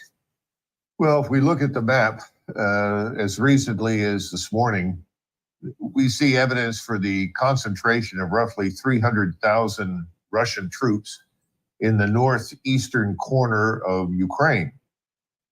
These forces are in a position to attack due east and move very rapidly on Kyiv at this point. We still have another 100,000 Russian troops up in Belarusia that no one has talked about or mentioned that could be moved south. In other words, they can very rapidly approach the capital and put everything in the capital in range of their various artillery systems. So I think the end is near. The Russians are very deliberate. They're very cautious. They're not going to move forces forward beyond the umbrella of air and missile defense. Everything is being carefully planned and organized very deliberately. So I think that's going to happen. I don't know how the government in Kyiv stays in Kyiv. I'd be surprised if they did not pull out and move further west. We know they have plans to go potentially to Lvov in the far western corner of the country. So I think this is the end game. There's no question about it. The sad part is that the Ukrainians are now rounding up whatever men they can find. I'm told that they rounded up from in and around Odessa 3,000 to 5,000 men. Now, I don't know how old they are. Some may be boys, some may be old men. Who knows? But they're definitely scraping the bottom of the barrel, and they're going to throw these people into Russian gunfire. They'll just be killed. But that doesn't seem to matter very much in Kyiv. It doesn't seem to matter in Washington. Do you think that President Zelensky hangs on and is present at this end game, or the Russians just won't deal with him and maybe the Americans want him to go at some point? We have assassinated people before that when we decided they were of no further use to us. We can go back to this historical record all the way back to Diem. Right. In Vietnam, as you know, Judge, but I would have thought that by now someone inside the Ukrainian military establishment would have stepped forward, at least, with some concern for the remaining lives of Ukrainians, and put an end to this thing. And I think that's something the Russians have looked for, but it hasn't happened. And part of that reason is that Western intelligence services, again, SAS and others, have done an excellent job of protecting Zelensky from any potential inside threat. So I guess he'll last at least until he's killed as a result of eventual Russian assault on Kiev. Before we switch over to Israel and Gaza, here's President Putin predicting that the West will get rid of President Zelensky when he no longer serves any Western purpose. And there is a decision of the Constitutional Court of Ukraine of 2015, which says quite clearly that the term of the Ukrainian president is 5 years, no more nor less. What are we even talking about? In the West, I think they just don't want, the West just doesn't want to change a president for a different figure. It's obvious that they have their hands full with other things, and it's Zelensky who'll be charged with making all the unpopular decisions, and after they are done with him, he will be replaced. After they are done with him, he will be replaced. If history repeats itself, can this last another year?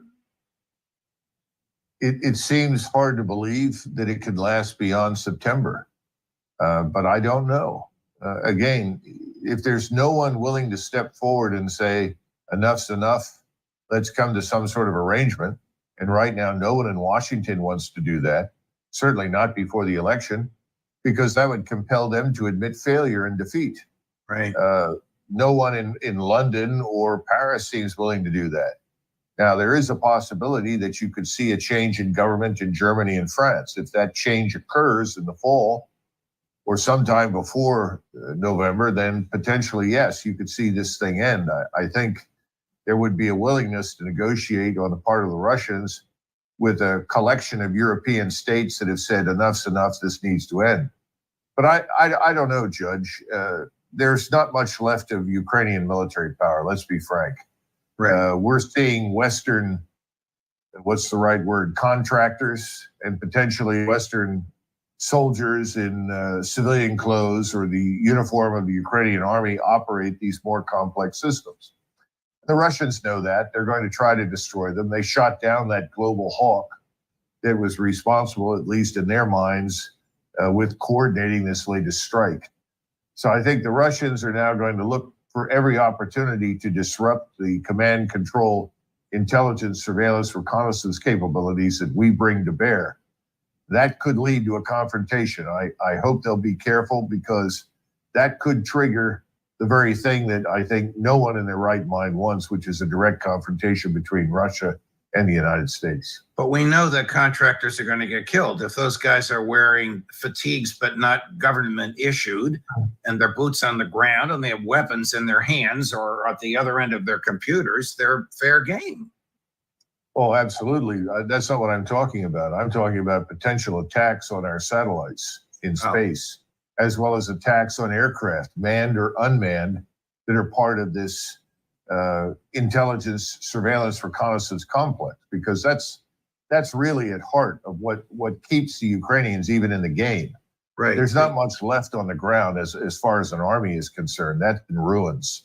Last week, they lost 13,000 men. Ooh. This is the sort of thing that happens at the end of a war when an army is collapsing and retreating.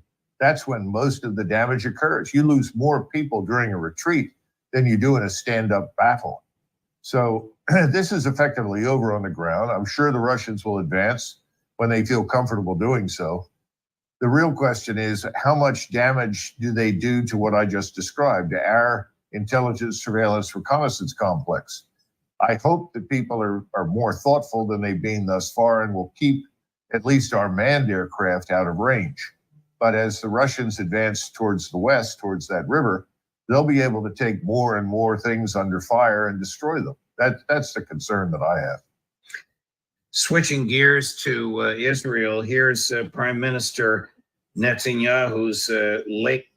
All right, I'll leave it there. I did that just to put it in the record. I'm sure those two guys left. They're good people on the stock market, but I don't really like being called misinformed. Because I don't listen to CNN, Washington Post, MSNBC. I used to try to. I can't even stand it anymore. I seek out other sources of information. That's just one guy I listen to. I hadn't heard that before. But I recommend Colonel Wilkerson,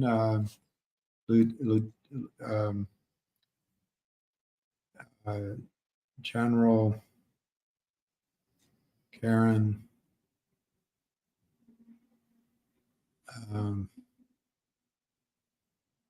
See, I don't know if that's her name. No, that's not it.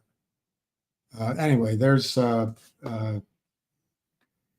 many to listen to. You don't just have to listen to Jake Tapper. You don't have to. Smedley Butler wrote War is a Racket. That's interesting. I'll take a picture of that. I'll try to find that. I got to get my eyes fixed because I'm not the fastest reader anymore.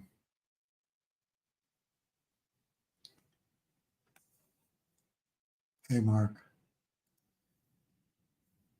I think it's the banksters. The Ukraine, I can't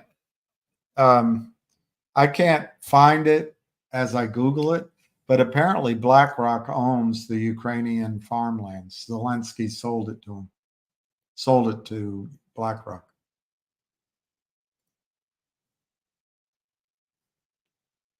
I don't know about Stalin. I don't know about Mao. But I do believe it about Hitler that banks funded him. I don't know about Stalin or Mao. I don't know. I just don't know.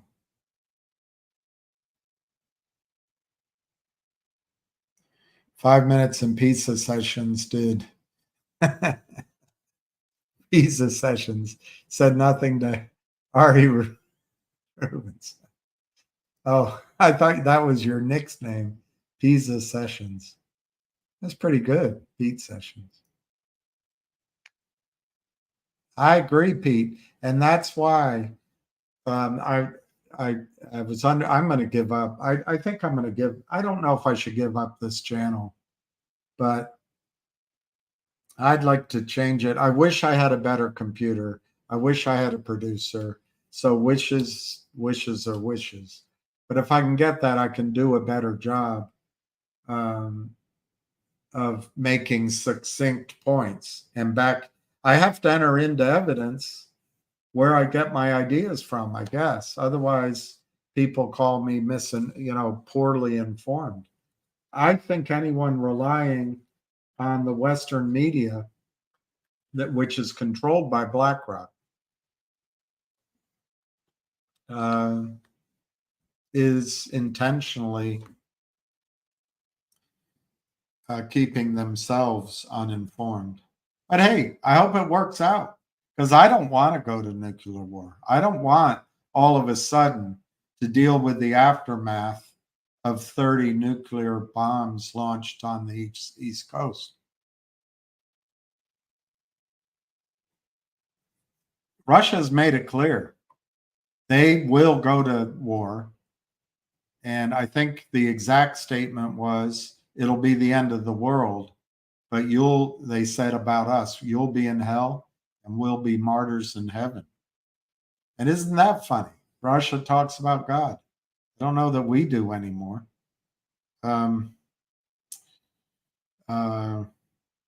Who owns the U.S. media?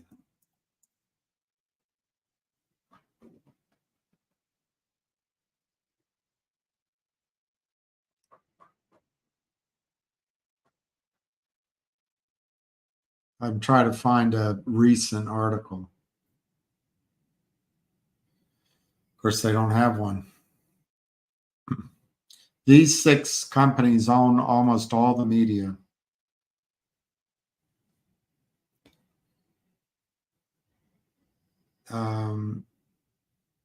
Summer Redstone, National Amusements, Disney, Time Warner, Comcast,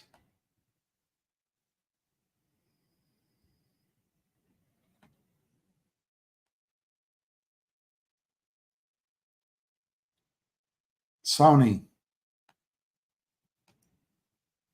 And that's it. You got Comcast, Disney, Time Warner, News Corp, National Amusements, and Sony. Who controls the media? I'm not looking for Israel or anything like that. I'm looking for BlackRock.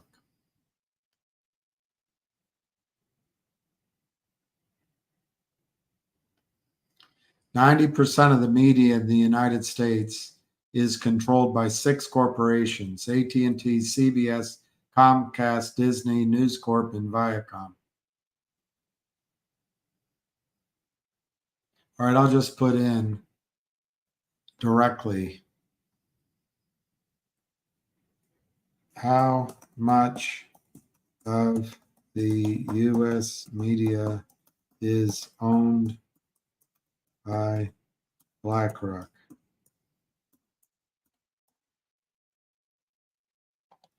BlackRock does not own all the media, but it does have a significant stake in many media companies. That looks like it's written by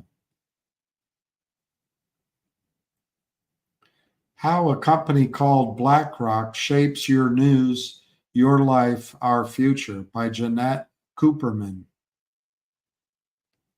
Lou Grant's death left me nostalgic. 5 giant corporations now control most of what we see and read. The smallest number of media companies are now reaching the largest number of people in U.S. history.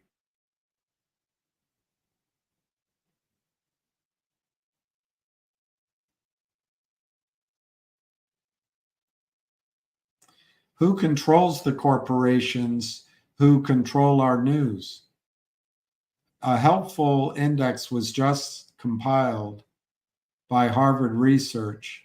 Skimming the list, I see 2 names again and again: BlackRock Fund Advisors and Vanguard Group. BlackRock and Vanguard are 2 of the big 3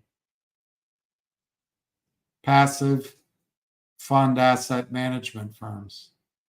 The third one is State Street, which is owned by BlackRock.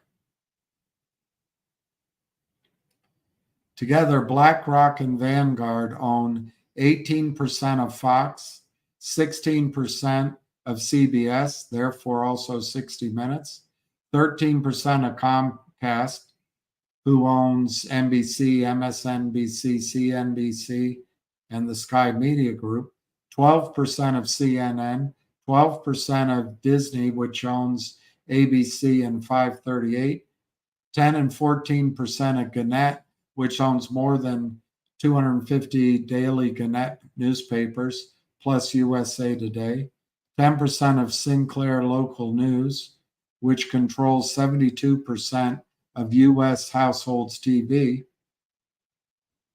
a large unspecified chunk of Graham Media, which is left over from Washington Post, which owns Slate and Foreign Policy.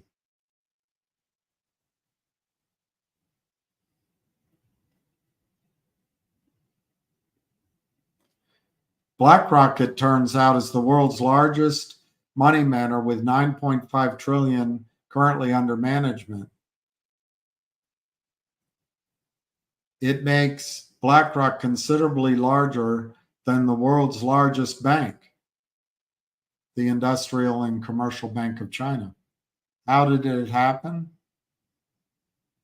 The best explanations do not show up on Fox or CNN or CBS or ABC or NBC or USA Today or 60 Minutes, but in academic journals.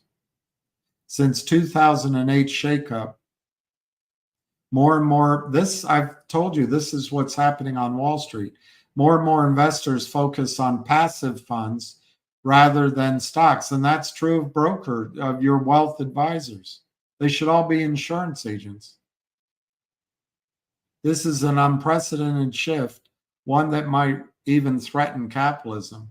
This is written by a woman that went to Vassar, Jeanette Cooperman, probably the daughter of Leon Cooperman. I don't know.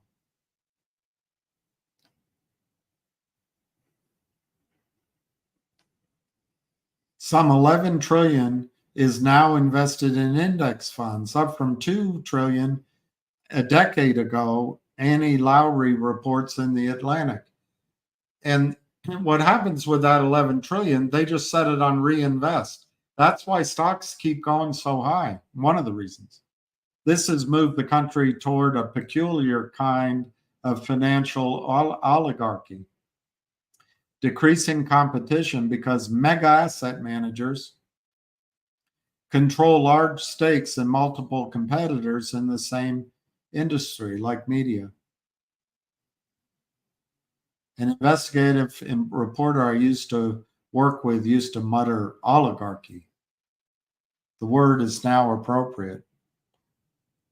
Senator Elizabeth Warren wants BlackRock put under federal oversight because it's too big to fail.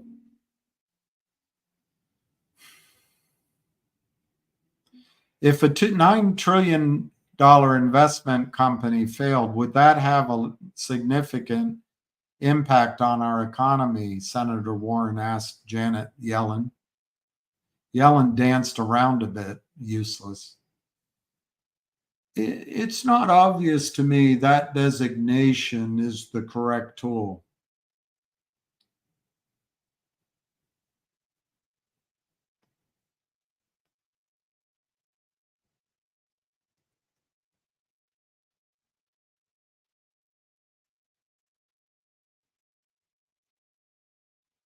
Well, Trump appointed Craig Phillips, a former BlackRock executive, to keep asset managers outside of the Treasury's grip. So they're all controlled by it. BlackRock was already working hand in glove with the US government. BlackRock was the first firm chosen by the Obama administration. Oh no, it's another Obama-Biden rant. If you can't deal with factual information, this is a woman, attended Vassar, quoting a Harvard study. I don't know. It's probably left-wing. It's probably not Trumpian. By then, BlackRock was already working hand in glove with the US government. BlackRock was the firm chosen by the Obama administration to clean up after the 2008 financial meltdown, buying up assets the Fed was not legally allowed to purchase. They only bought the good ones. Obama was no FDR. No FDR. And I voted for him twice. BlackRock executives were the ones who proposed the economic reset, which went into effect in March 2020. And you think I'm exaggerating when I say the banks control our government? BlackRock, Goldman Sachs. So BlackRock executives were the ones who proposed the economic reset that went into effect in March 2020 when the central bank forsook,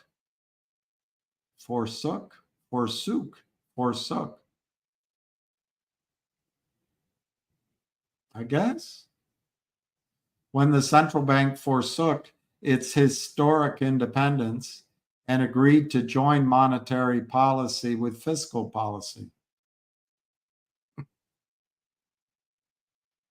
Monetary policy, the Fed, controlled by the banks, not a government organization, joins with fiscal policy, the Treasury.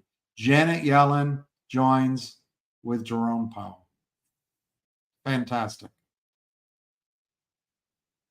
Under the Biden administration.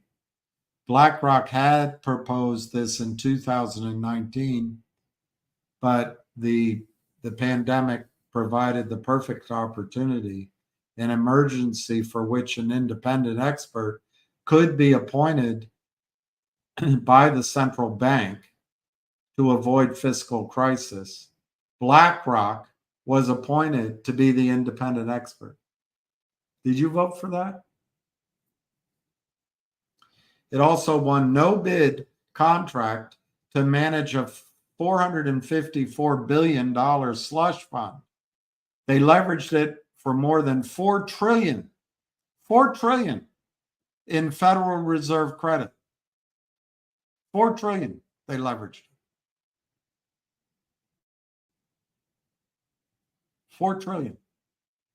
So BlackRock is playing both sides, buying mainly its own funds on behalf of the central bank.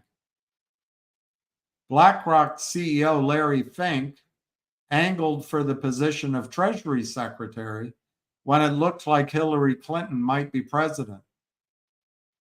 He served briefly on an advisory committee for Donald Trump and was heavily promoted to be Treasury Secretary in the Biden administration.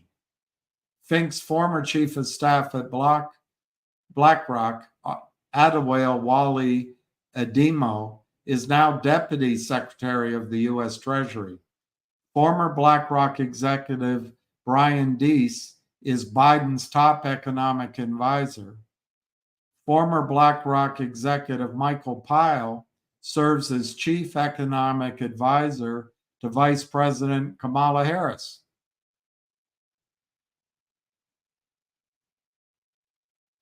She's quoting a Vassar article.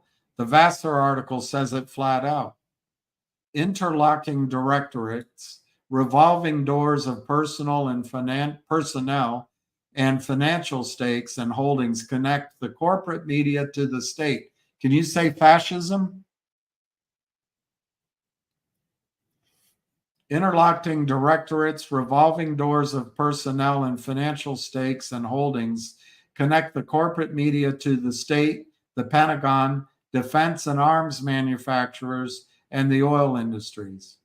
One of the world's largest investors in weapons manufacturers, BlackRock, is also heavily invested in tech platforms and through its investors has a stake in all the major corporations in the S&P 500.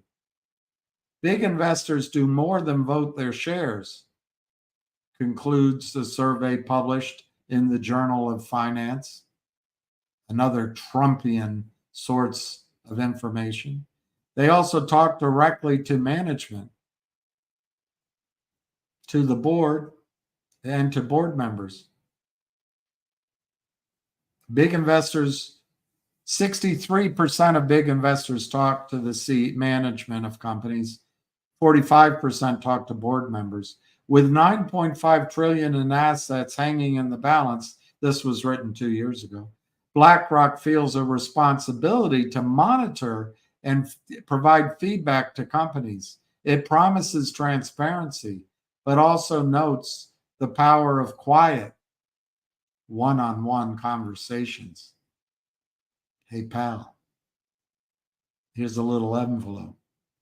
Does BlackRock's opinion matter to a reporter in the field? I doubt it. But BlackRock might matter to a publisher or owner who might then influence an editor or newsroom director. By the time certain facts are being headlined and others excised, it's hard to tell where the influence originated. We are living in the realm of oligarchy, and it is naive, DBMM and Chris. It is naive to think media can exist unaffected. Until now, I barely knew BlackRock existed. This is Jeanette Cooperman writing for the common reader. September 15, 2021. She went to Vassar, I think. She didn't know BlackRock existed, let alone that with Vanguard, they have enough of an interest in most big media corporation to be considered insiders under US law. Critics call BlackRock a great vampire squid. Actually, that was Matt Taibbi referring to Goldman Sachs. A shadow bank and almost a shadow government, one that neatly avoids the spotlight. But any entity this big contains contradictions. BlackRock has just received China's permission to establish China's first foreign-owned mutual fund. Meanwhile, activists are protesting BlackRock's investment in 2 blacklisted Chinese companies. BlackRock is not a United States company. It's not a United States company. It's global.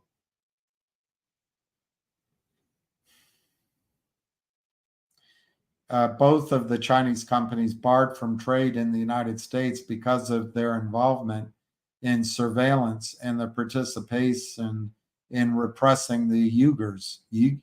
Uyghurs? George Soros calls BlackRock's push into China a tragic mistake, which could risk national security. Fink comes across as a reasonable man concerned, except for the issues in China and the reluctance to be regulated. He has social and environmental responsibility.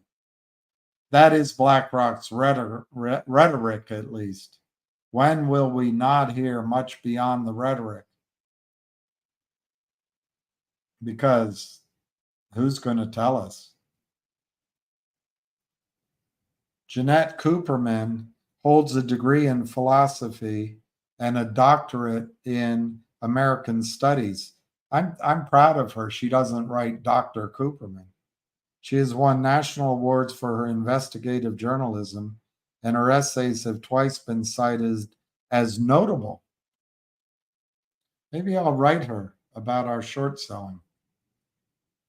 Jeanette Cooperman. I have to remember that. Yeah, for God's gosh sakes, move your shares to AST.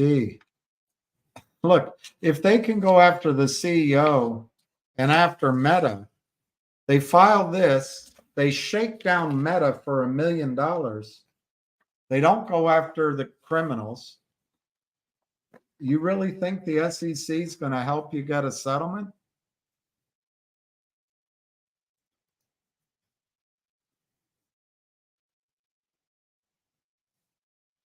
All right, Scott, sorry, I went off track. Once I get my NextBridge stock certificate in the mail from E-Trade, is that it? I just hold on to it, or do I have to send it to Equinity? My short answer is you don't have to do anything. But I haven't. I have mine right here. Let me tell you why you don't have to do anything. Take a picture of them, which I've done. So if there's a fire, you have a record. But Equinity already has your name and your number of shares in their records. It's already there. So it may be expensive to replace your shares. That's a risk, but it shouldn't. You're not going to lose them. That's one thing. 2, I do not believe NextBridge should ever trade. I think it very strongly should remain a private company.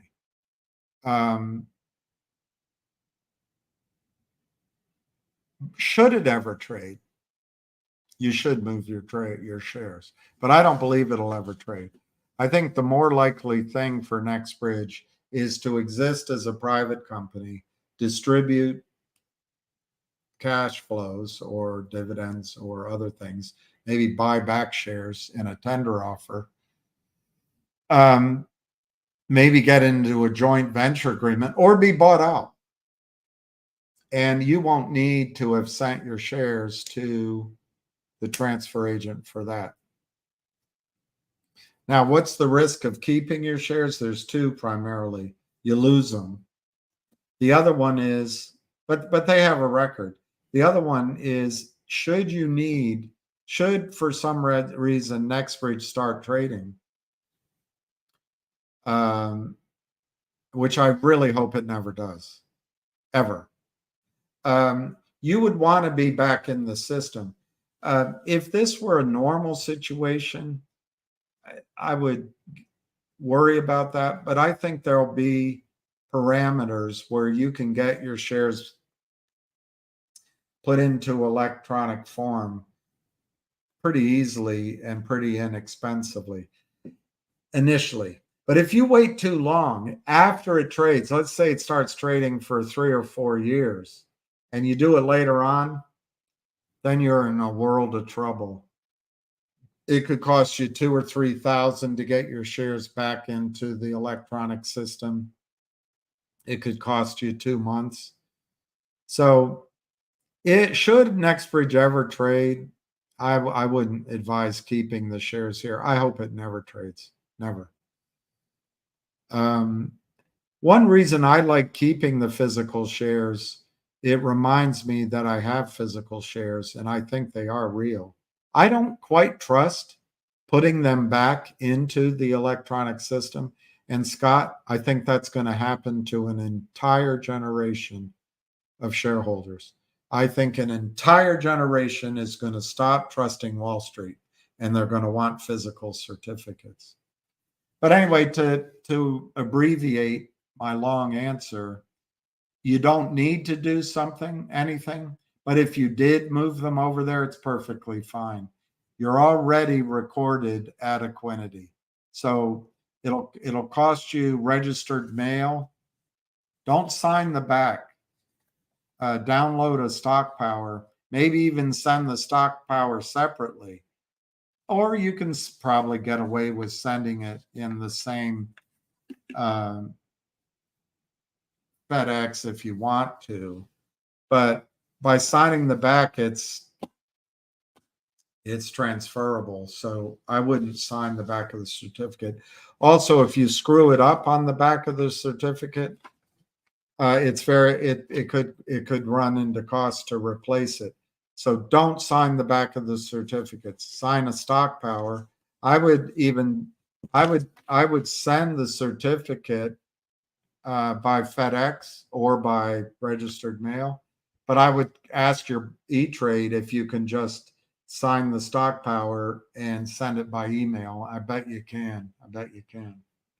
Or send it by a separate envelope. But there's nothing wrong with sending your certificate in at all. I don't think there's a particular urgency to do so, but it would make sense from a bookkeeping standpoint to send them into Equinity. You've already done the right thing. You've already recorded them. So bravo. The congressional oversight, of course it's a joke. It's just it's bread and circuses for the masses. Do not fill out the back of the stock certificate. Do not fill out the back of the stock certificate. It may look easy, but if you make a mistake, you got to get a new certificate. That's not a good decision on your part. Also, it makes it transferable. It's like signing a check, back of a check. Just go to forms at E-Trade.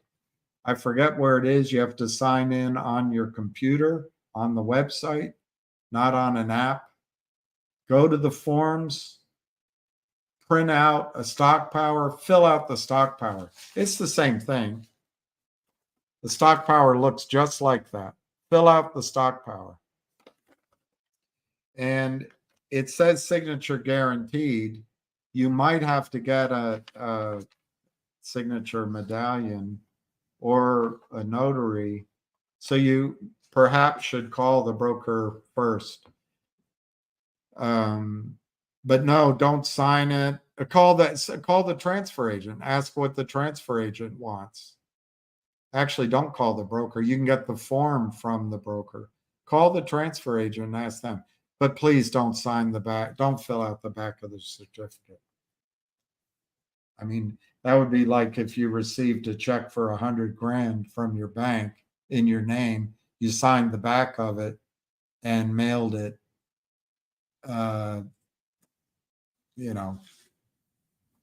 for deposit in an account in New York. And if somebody got it, they just have to write in it, please transfer to Joe Blow.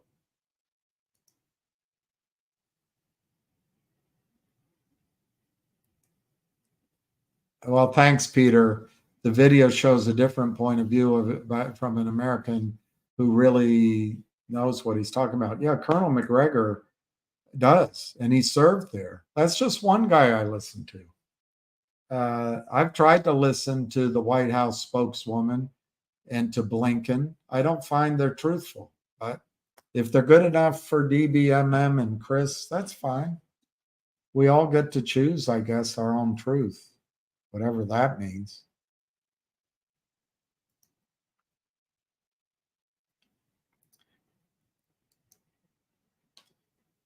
Look what up, Mike? What do I have to look up? Oh, look up that yeah, okay. I'll look it up. No, I'm not the CEO of Logic.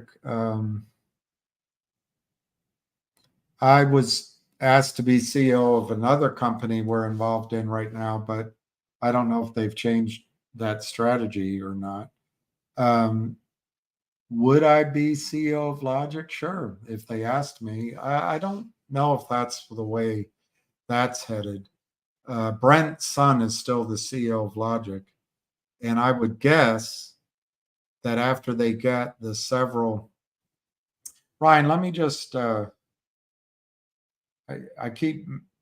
it's here somewhere, but let me just...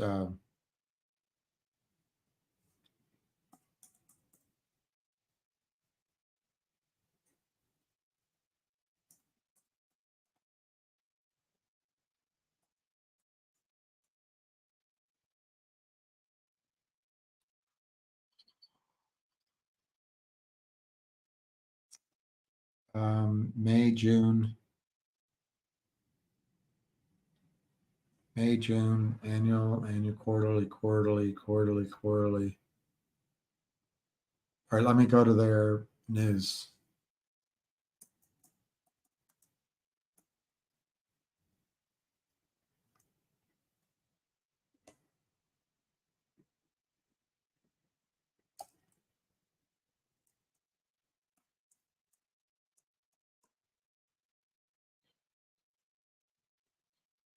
I wish I had it right in front of me so I didn't have to do this, wasting your time. But, okay, here it is. I'll just read it to you, Ryan. Logic on May 23rd announces a binding letter of intent to acquire MedLab Essentials, a trailblazer in cell and gene therapy innovation, in which Logic will acquire MedLab in a share exchange of newly issued shares of Logic for 100% of the shareholder interest in MedLab.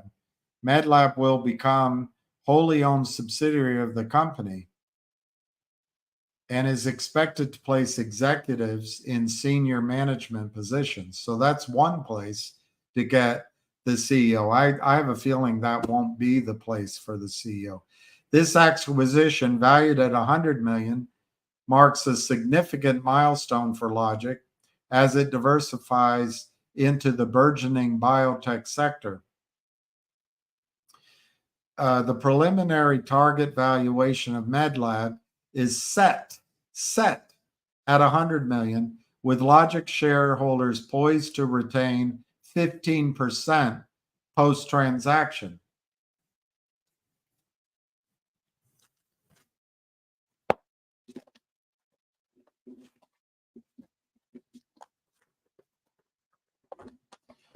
All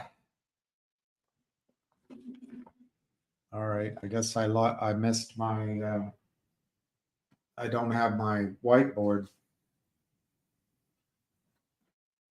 But let's just quickly, Ryan. We'll use Yahoo's. So hot in here. It is so hot in here. The air conditioner's running and it's just bloody hot.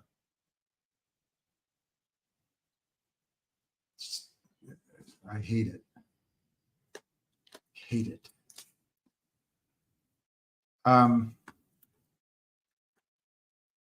So Logic has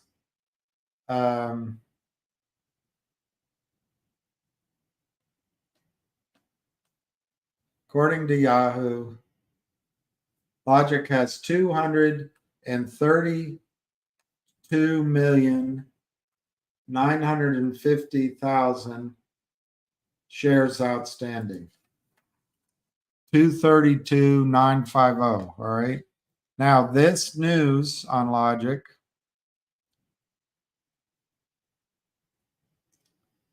Oh God. I'm hot, and so my temperament is not the best. Okay. Let's get it again. All right, so it's 100 million. 100 million is the valuation.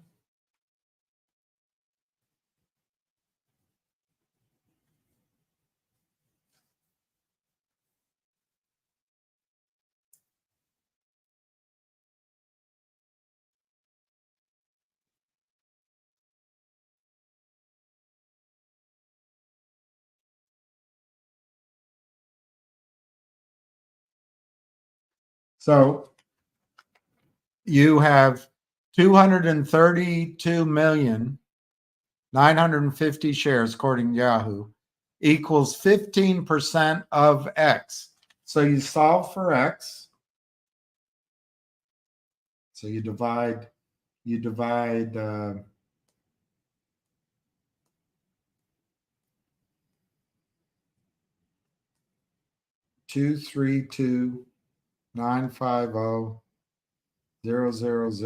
divided by 0.15. You get an outstanding issue after this merger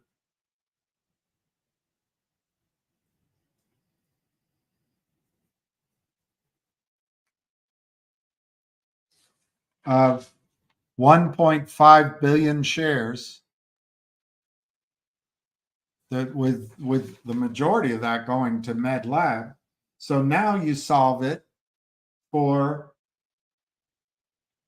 what that's the total number of shares. You solve it for what the per share price is, right? That's the total number of shares. That's the valuation. So you divide 100 million divided by 1,553,000,000. It equals 6 cents a share, 0.064, 0.064. Now,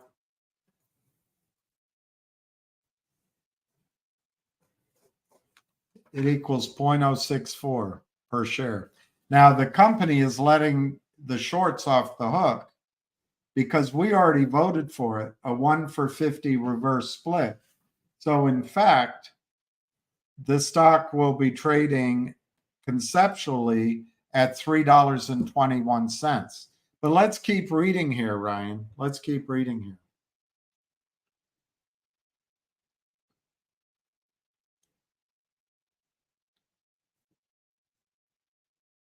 Okay, I'm skipping a bit. They might go on NASDAQ. I hope they go on the NYSE. The NASDAQ is run by this silly woman, Adina Friedman. Biotech portfolio. Listen to this, Ryan. This acquisition represents the first in a series targeting a cumulative value exceeding 750 million, focusing on biotech and cell and gene therapy.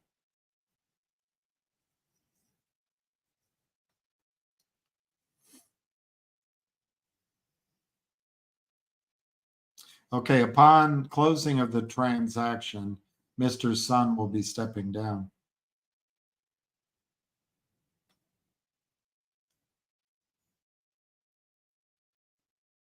There is a capital raise. That always scares me because if they go to Aubrey Advisors, we're screwed. In my opinion, everything's in my opinion.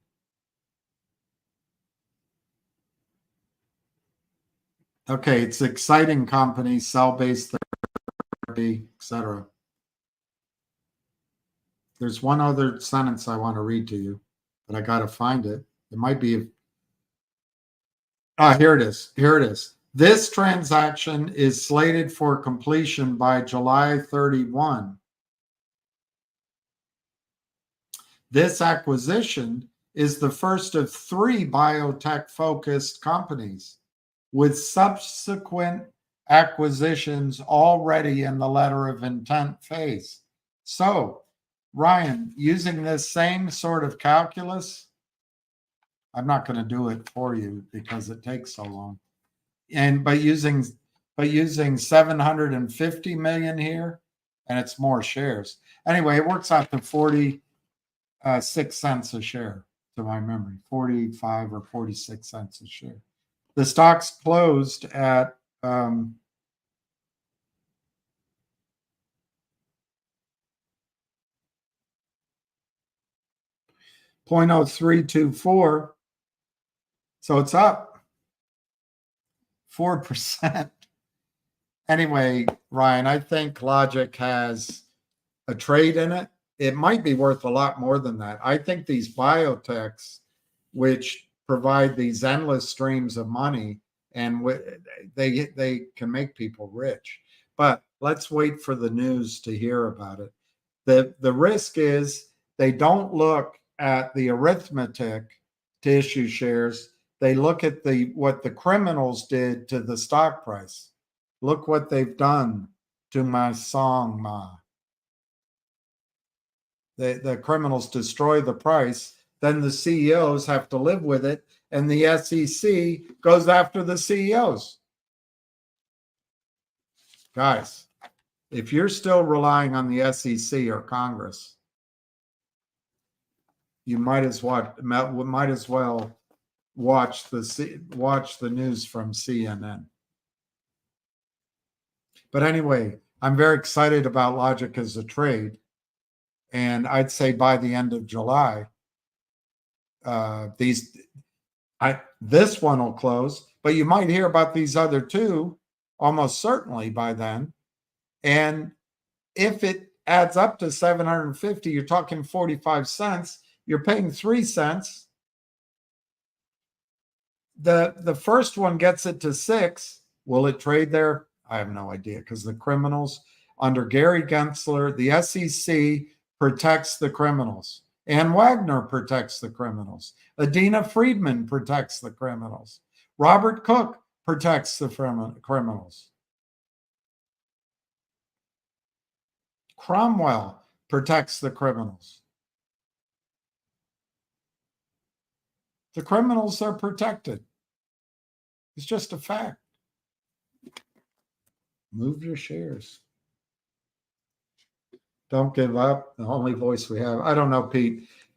I'd love to have a producer. I'd like to have guests. I don't like it when people accuse me of ranting, because maybe I am. I have no way to measure that. I have a terrible, well, it's a better computer than I deserve. but I don't have editorial skills. I would just like to do a better job and be better at it. I get worked up, and I don't know how these two guys can sleep at night. I really don't know.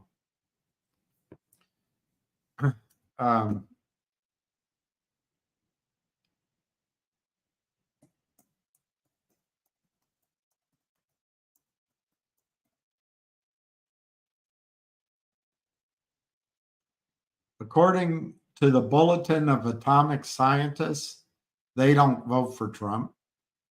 It's 90 seconds to midnight on the doomsday clock. The University of Chicago, I don't think they vote for Trump, remains at a minute and a half to midnight. That doesn't scare anybody. In 1947, it was 7 minutes to midnight. U.S. today. Just at the beginning of this year, doomsday clock, 90 seconds to midnight. Al Jazeera, doomsday clock, 90 seconds to midnight. That's all January news. I wonder what it is now. That's all in January.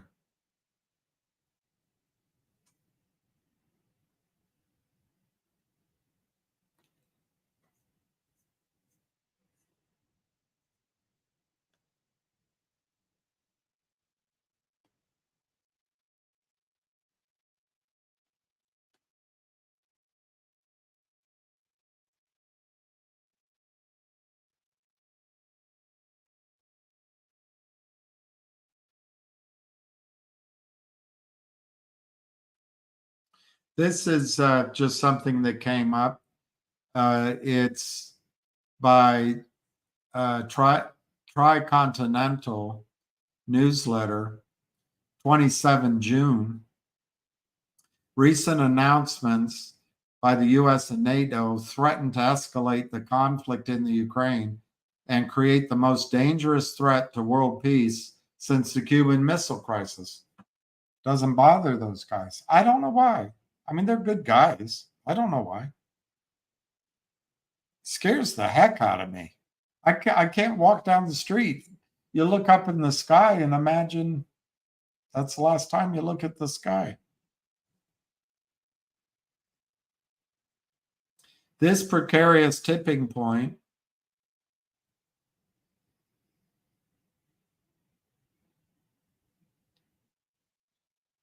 is threatening to reach, this precarious situation is threatening to reach a tipping point in Europe today.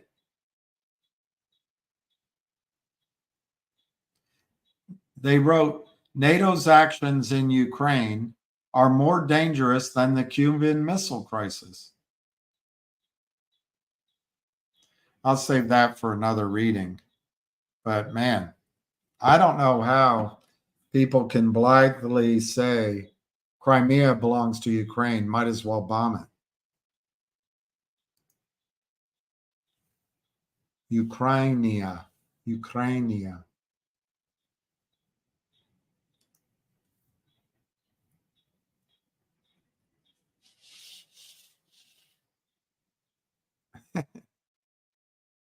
What did you write, Peter? What did you write?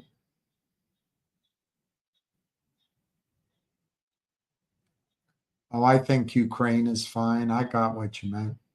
But I can't believe you speak 4 languages. Amazing. Amazing. I speak 1. I'm going to guess what you speak. You speak English. Your name is Sachs. So you're probably Anglo-Saxon. I'm going to guess German, Norwegian, or Swedish. And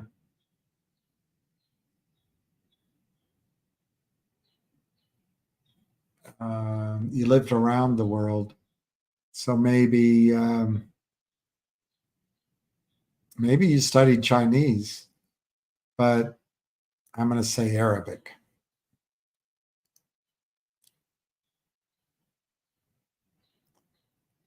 Ukraine shut down churches because those Russian Orthodox priests were spying for Moscow, and they allow missionaries from other countries to be there. Russia sent them to prison. Well, I think we can agree, Daryl, that there are long simmering animosities between the Russians and the Ukrainians. Russia, czarist soldiers or whatever, the pogroms, they killed, moved, attacked Ukrainian Jews. What Stalin did to the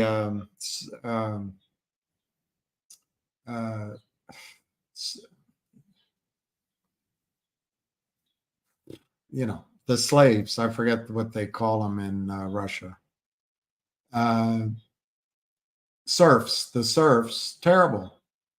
The starvation, terrible. And I think it's probably all justified, the hatred that Ukrainians have towards those Russians of that time. I don't know if the Russian hatred backward and forward, I don't know if any of it is justified. Clearly, you believe we should take the side of the Ukraine.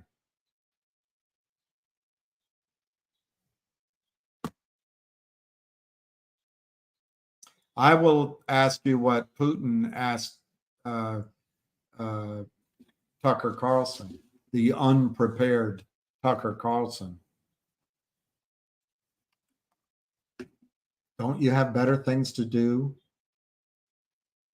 Don't you have better things to do with your money, with your people, to do at home? Daryl, is that where we should be spending our blood, our treasure,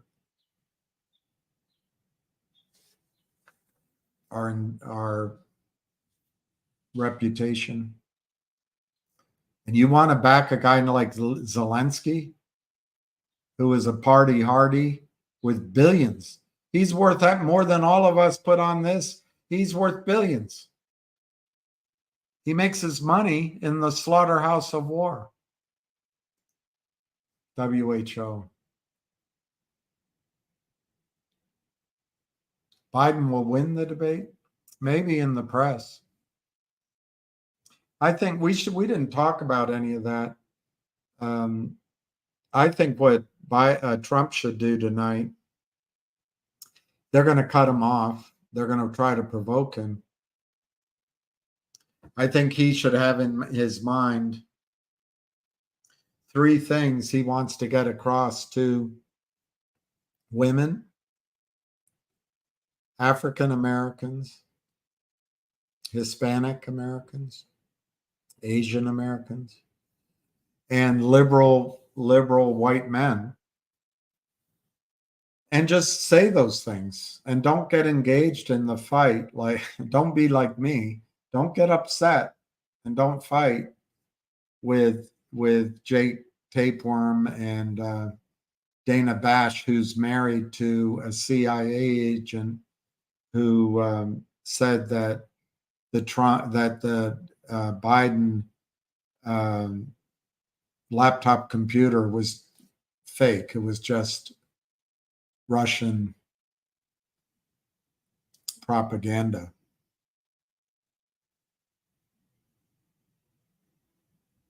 That's what I think he should do. And I think he should be generous towards Biden. Biden should be in a home. He should not be president of the United States. It's cruelty to elders what Jill Biden is doing to Biden. And the Democratic Party, I've said for a long, long time now to you, all they want is get to the point where the super delegates can put Hillary Clinton in. There's only, I didn't think of Chuck Schumer. I guess he has a say. Another disgusting human being.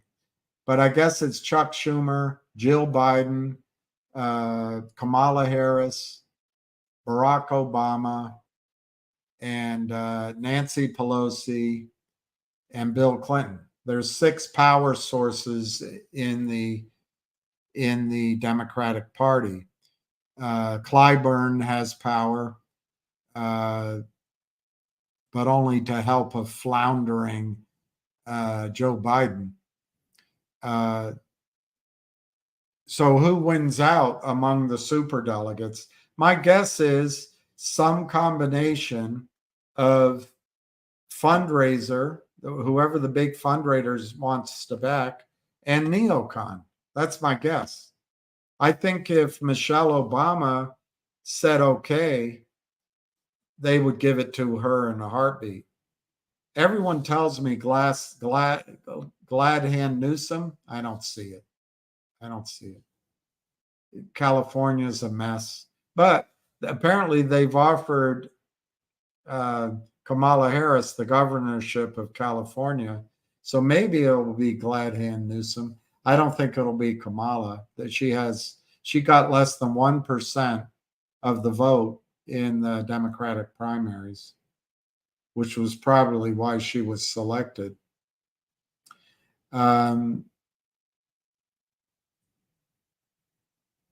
I think it's going to be Hillary Clinton, but who knows? Who knows? But it's not going to be Joe Biden. It's not going to be Joe Biden.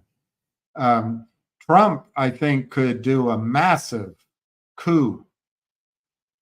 My favorite, the one I would pick, is Byron Donalds. Byron Donalds. I saw him when I was at Congress and twice, and he waits patiently, and then he asks great questions. He's got the skill of a diplomat and the questioning abilities of either a financier or a lawyer, but he's really good. But I think Byron Donalds would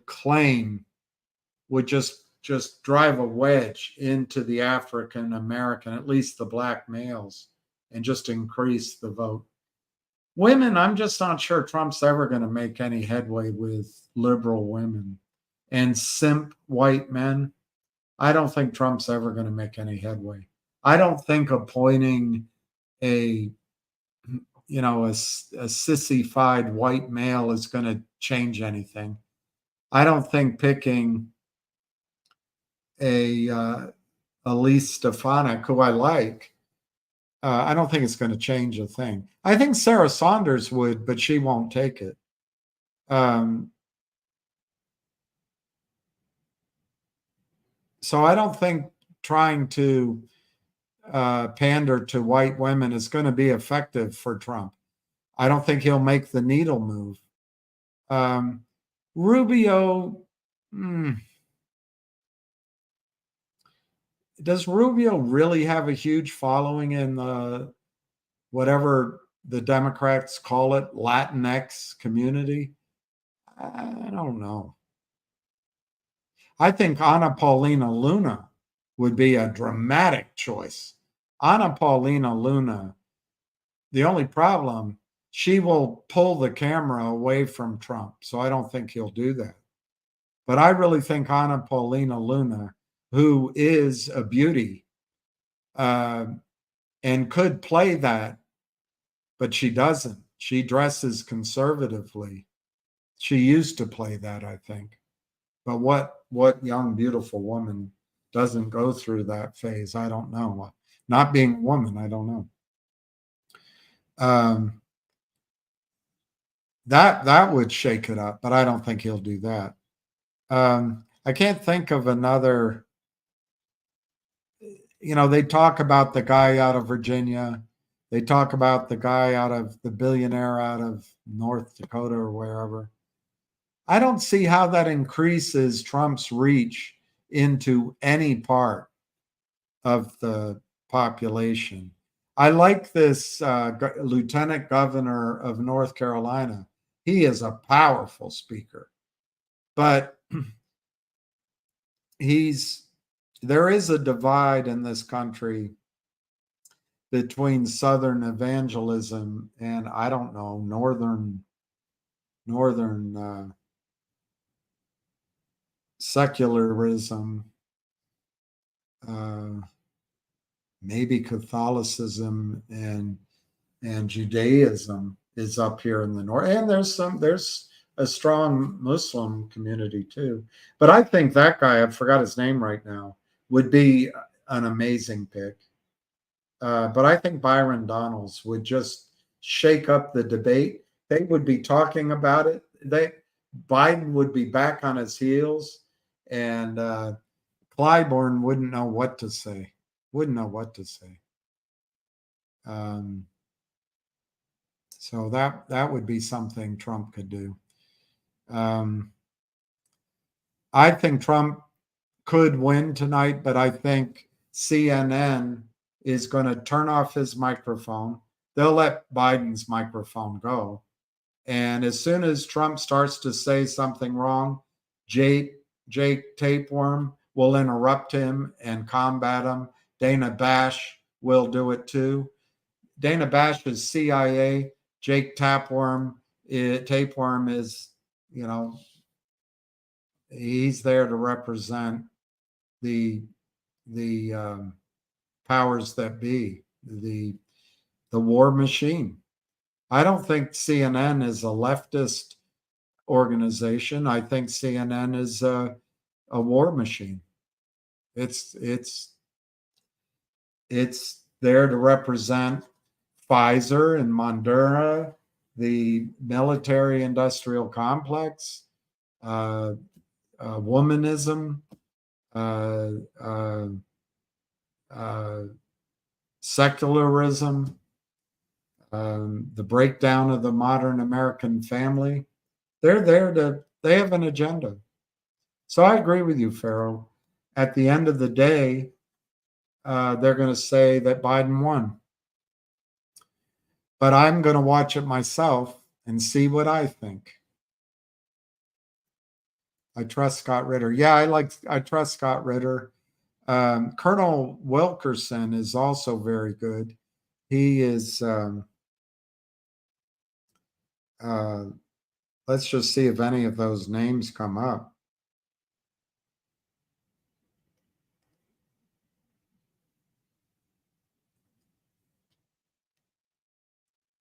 Trump arrives.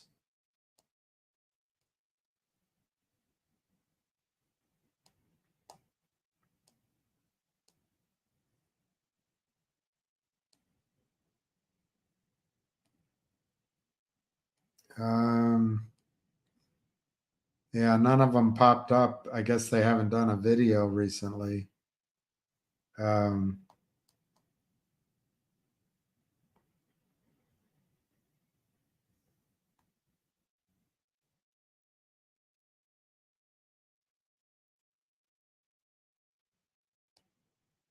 Unfortunately, they give me YouTube screens him for 5 years ago, 6 years ago, but he talks all the time. And he used to.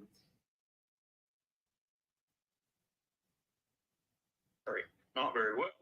So we're going to have a lot of changes in these countries. And we just had a fairly substantial change in the EU, although I agree with them that that's, most Europeans don't look at the EU as anything but a talking shop or something they throw rock. Battery 40%. Connected to Bill's iPhone. It is indicative of the political temper and the people that we're supporting. This guy, people who are supporting us in Ukraine, Colonel didn't Wilkerson, come out looking well. Colonel Wilkerson, the so bald that's guy, got to have some repercussions. He used to work for entities and what happens to them there. Colin I Powell. found out today, for example, I didn't know it was this high. There are 1 million plus Ukrainian refugees in Germany, 1 million plus. And then they talk about you'll never hear that on history of the CNN, and I'm ill-informed. 1 million plus Ukrainian refugees in Germany, but I'm ill-informed.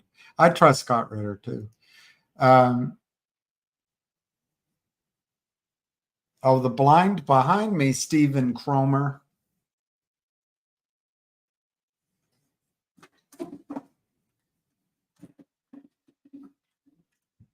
Do you have ADD?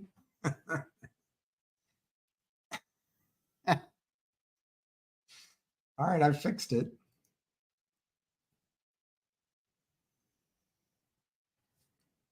Peter Sachs is a multilingual critical thinker. I know the prostitutes will interpret it as a Biden win. Why should there be a wiener? Well, on that subject, Peter, I almost think it doesn't matter who, quote unquote, wins the election. I think it matters very much, of course. That's why I talk about it. But in the sense that I think our country is going to split. We're going to split.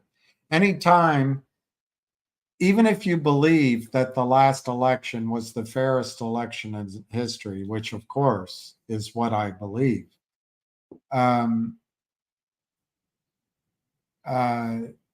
have such a small spread be claimed as a mandate, it turns off the other whatever percent. I don't want to say it out loud because then I'll be questioning the election. But, Biden got 84 million votes and Trump got 76 or whatever it was.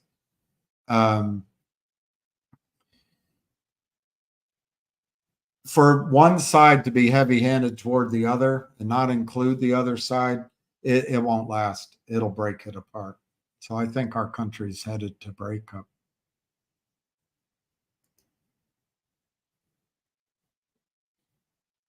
I like that idea. The settlement with McCabe making the deal. I like that idea.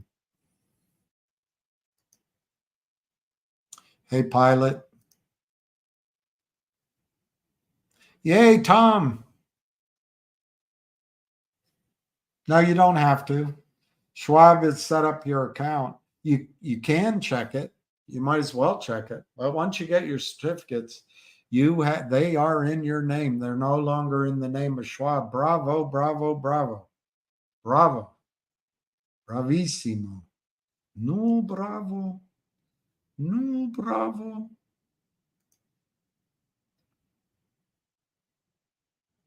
And well, I depending on what, I'm glad to do that, but I actually think my aim's a little bit more, to be blunt. I think the CEO of GTII has to be someone who simply will not do a deal with the criminals. And I only know one person who I trust to do it that way.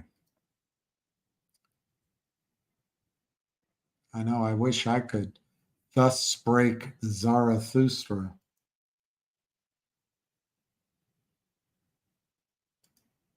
Well, that's right. He's a coke addict too.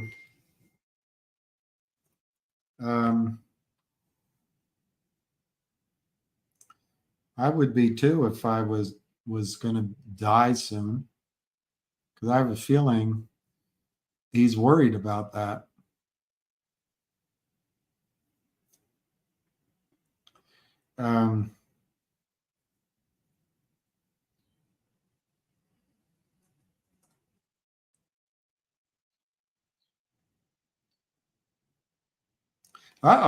Supreme Court delivers huge blow to Biden. The last two rulings were in favor of Biden. What's this one?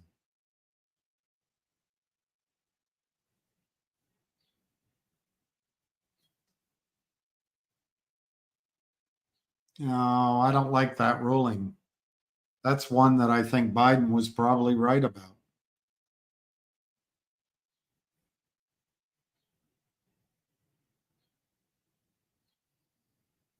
White House press corps petitioning CNN for access to debate studio because of medical emergency.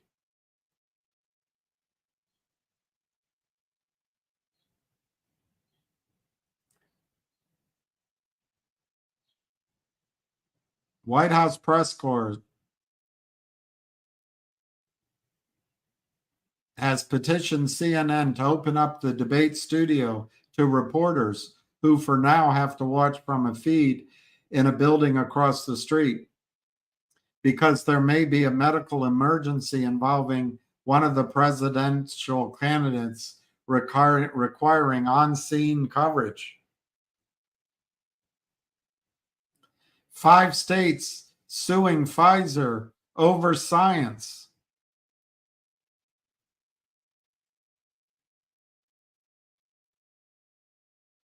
Urgent warning. Urgent warning. Urgent warning. You have to pray.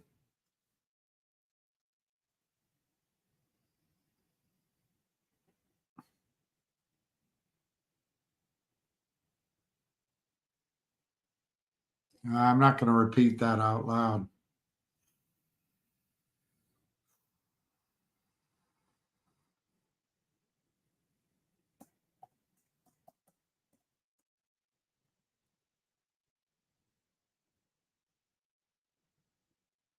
White House press corps forced to watch feed of debate from building across the street.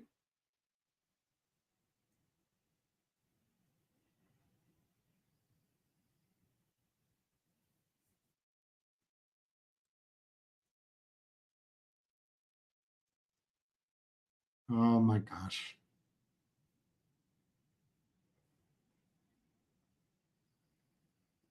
Biden seen for the first time in a week.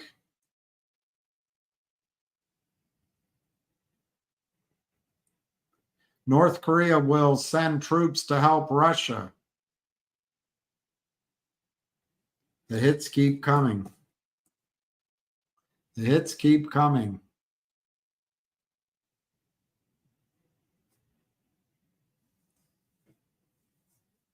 U.S. readies to evacuate Americans from Lebanon. Marines en route.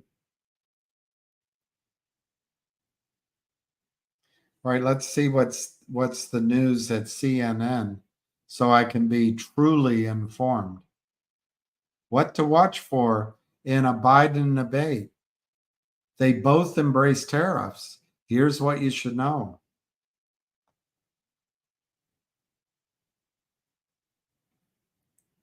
Counting down, 2 hours and 58 minutes. Why tonight's debate may be the most fateful in U.S. history.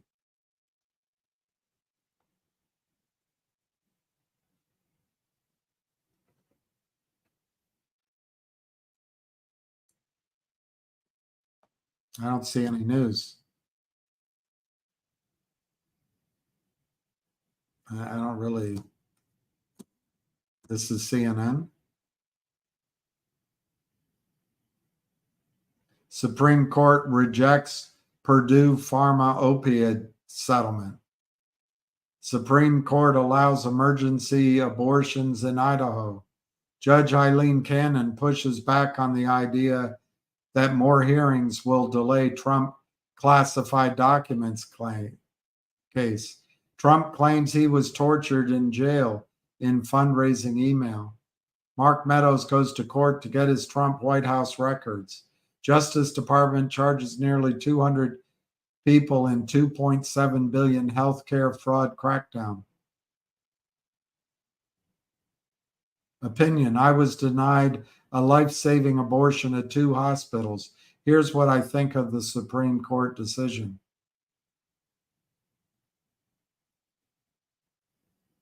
Yet again, the Supreme Court's controlled release of rulings is upended in a major abortion case. This is CNN.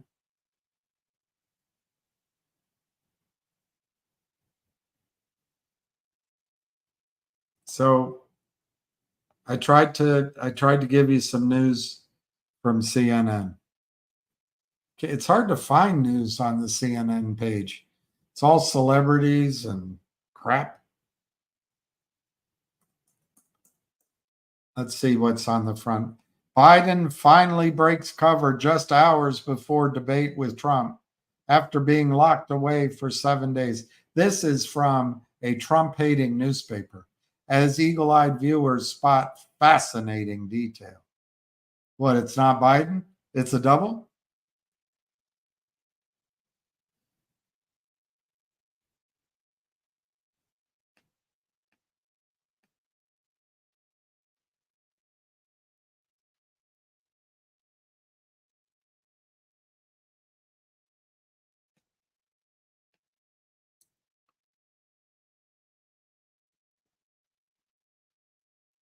The debate at 9 p.m. is one of the most anticipated in history, with 61% of American voters expected to tune in.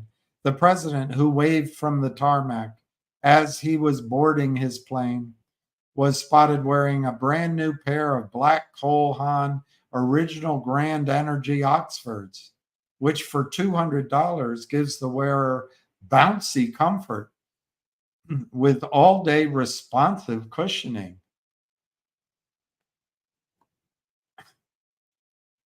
Would you like to go upstairs? We being Colin Powell in the State Department. And bouncy? Arriving in Georgia at 3:40 p.m., Biden certainly had the spring in his step, hugging failed Georgia gubernatorial candidate Stacey Abrams and greeting other party officials.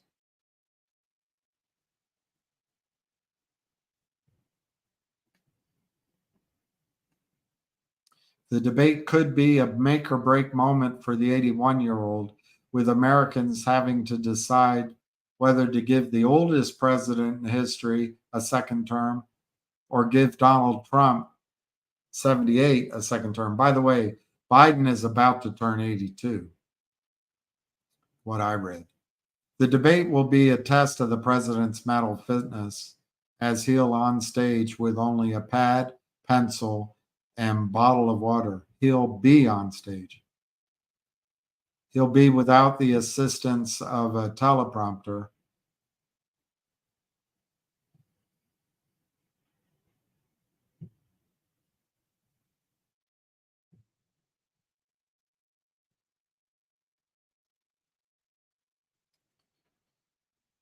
All right, let's go one more newspaper, and then we'll change the subject. This is probably more Trumpish. I don't want to read that. That's terrible. Nothing about Trump.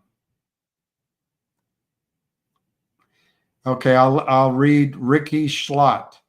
As an independent voter and a Gen Z woman, here's what I want to hear from Donald Trump.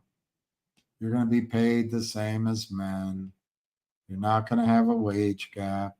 You're going to have control over your body. All right. I'm a Gen Z independent voter. I identify as a libertarian. I'm fiscally conservative and socially liberal. I don't think Biden is good for the economy. And I don't think Trump is good for the social fabric. What the hell is the social fabric? What does that mean?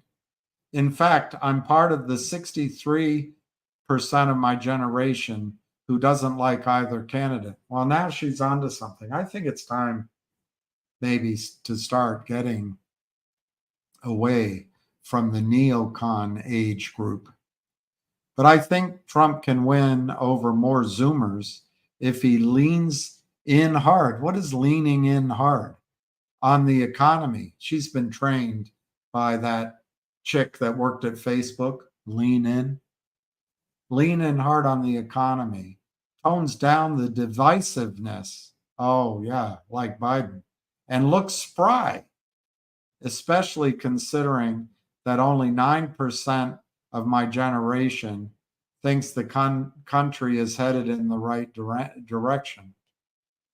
What, we should all get tattoos and join Tinder and apply to only fans only or whatever it is?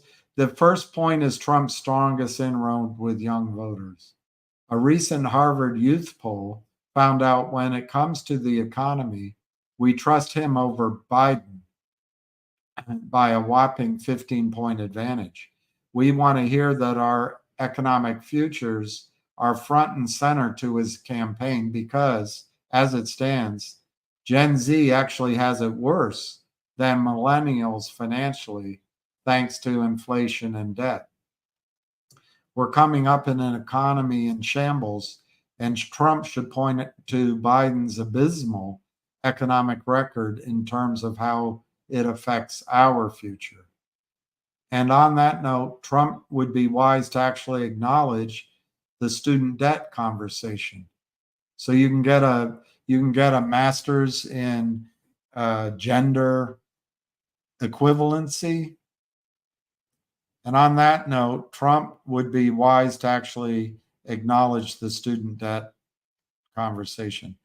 While Biden has chaotically tried to cram through forgiveness and has been kneecapped by courts, the Democrats had never given a positive restorative vision for how we can stop the next generation, my generation, from falling into the same doom loop as millennials. Just forgiving student debt doesn't help the next cohort of students who need to find their way through the world. Trump should wage war on soaring tuition and consider promoting alternative routes like trade schools. That's not a bad idea. Secondly, the border crisis matters to my generation too.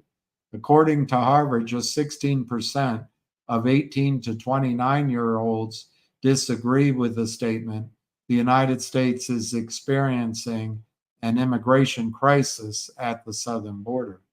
Trump should be highlighting how an unmitigated influx of migrants into the country will affect our future, from job prospects to social cohesion.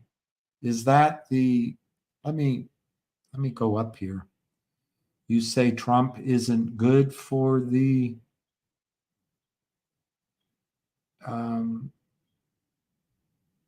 Trump, you don't think Trump is good for the social fabric.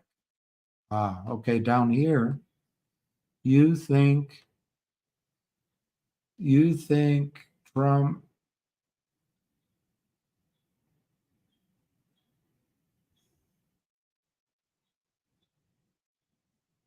Trump should be highlighting how an unmitigated influx of migrants into the country will affect our future, from job prospects to social cohesion and law and order.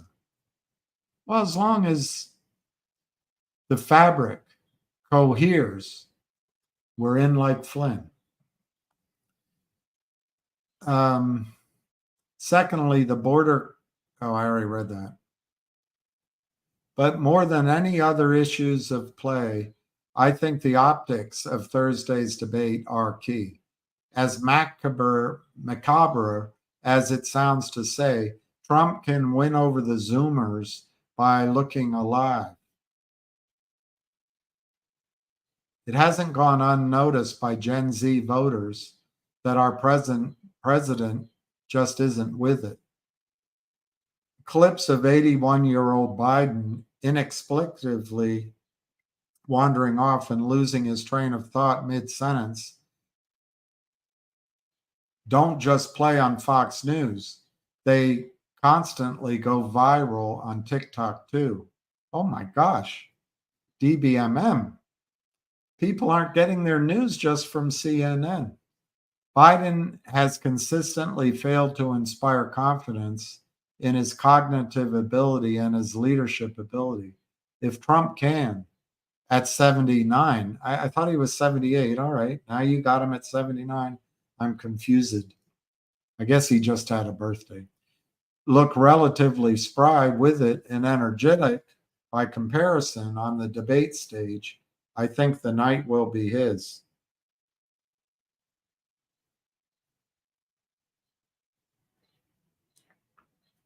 Trump is 78. He's 78. I just Googled it. So everybody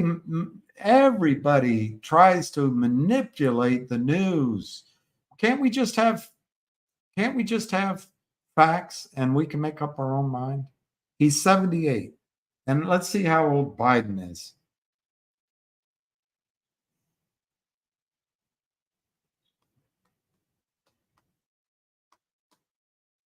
It says 81. So let's see Biden birthday.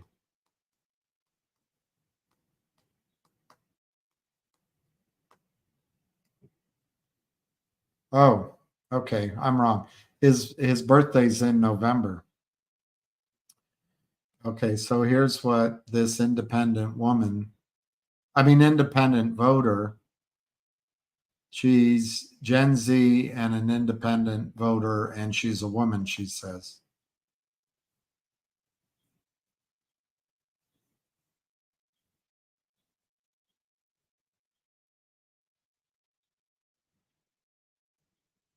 The night will be his if he can look relatively spry.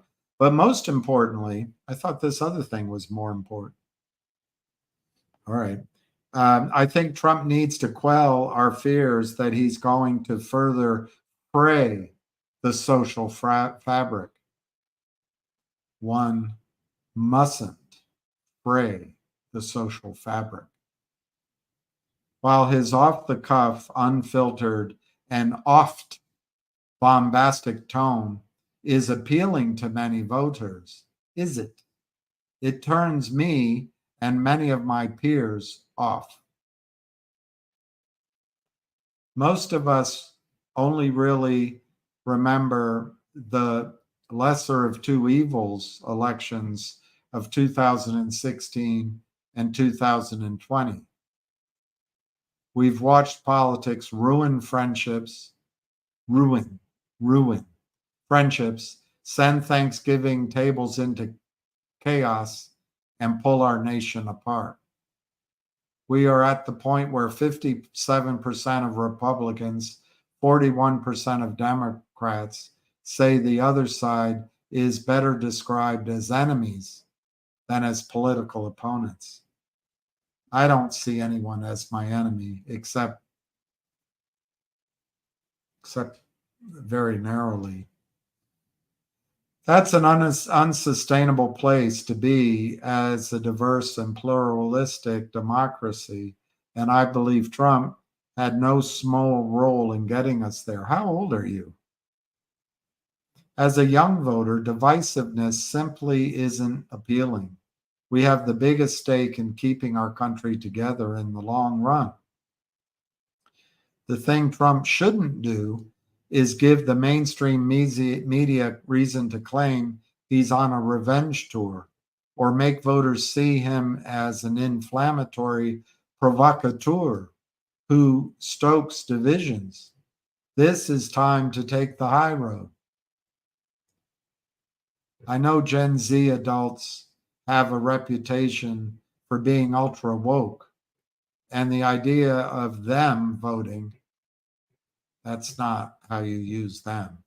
The idea of their voting red might seem unthinkable, but it really isn't all that remote. Trump only trails Biden by 8% among members of my generation. He actually performs better with 18 to 24-year-olds than 25 to 29-year-olds. At the moment, young voters, like people of all ages, are overwhelmingly dissatisfied, uninspired, and disillusioned. Most of us feel like we need a change, and it's up to Trump to prove to us that he's the right one. Well, thank you. Thank you, Ricky Schott.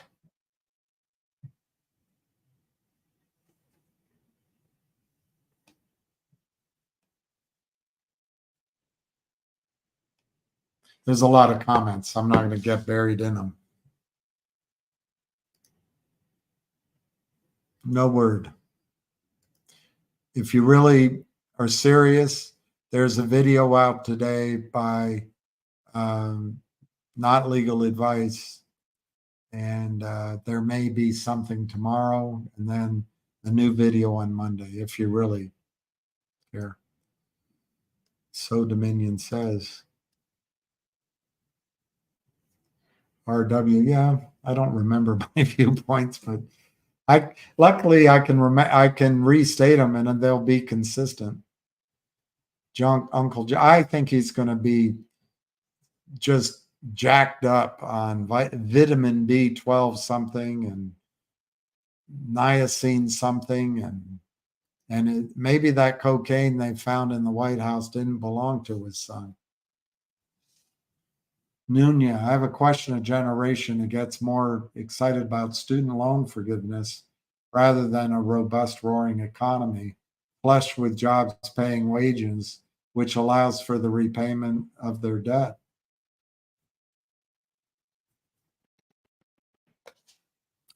I would like to ask Ricky, don't lose that number. It's the only one you own. About how her generation sees the world for the poor slobs in her generation who are white straight males. I'd love to see how she thinks that's fair. The poor guys. That article was in the New York Post. If you're talking about Ricky, don't lose that number. It's the only one you own. You're gonna need it. When I'm home. Who is Karen Reed?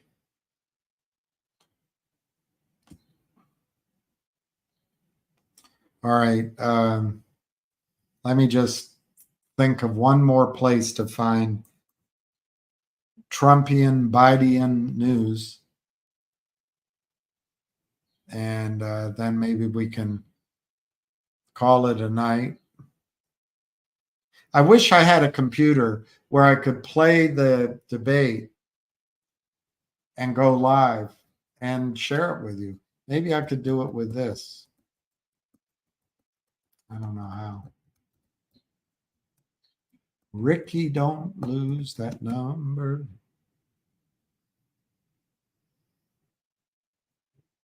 All right. What other newspaper could I go to about this?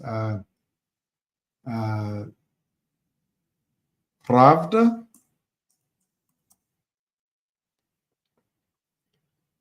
Pravda.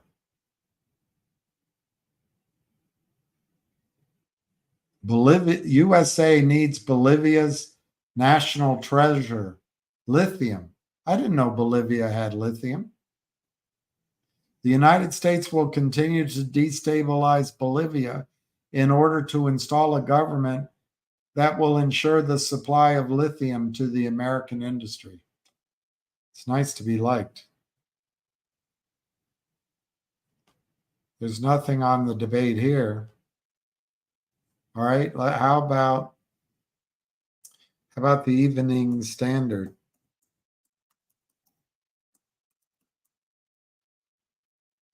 The Standard. Prince Harry ordered by judge to explain destroyed drafts of spare.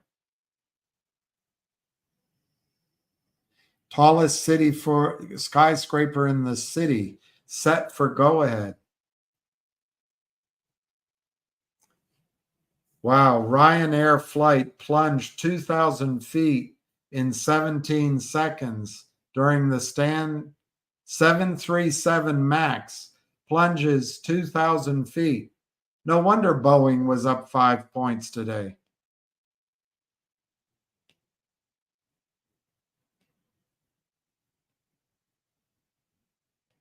They never say who the pilot is, how young the pilot is. They never say. All right. all sorts of football news. There's nothing on the debate. So what's another newspaper that might have? Let's just Google debate. Debate. See if there's a news story. CNN. Biden and Trump to face off at CNN presidential debate.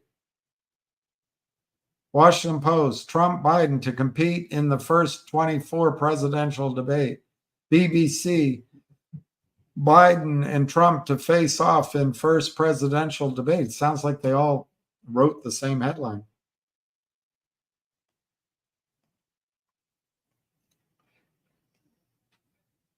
NPR, Biden and Trump face off in 2024 debate. CBS, Biden and Trump face off in first 2024 presidential debate. They're all the same.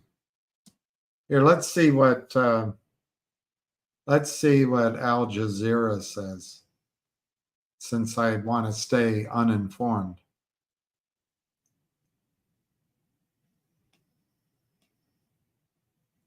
Candidates under microscope over verbal slip-ups. We can expect debate watchers to be paying close attention to any verbal slip-ups from either candidate tonight. The Democratic incumbent 81 has faced months of questions over his age and whether he is fit enough for another term. Questions have also been raised about Trump's ability to serve, as the 77-year-old has gone on long-winded tirades. I think I just said he was 78. Why aren't there third party candidates? Trump's legal cases loom large over the debate.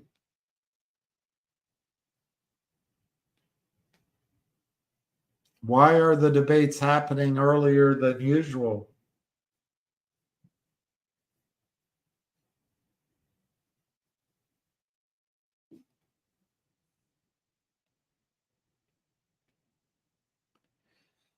All right. I guess there's nothing exciting to talk about with the debate.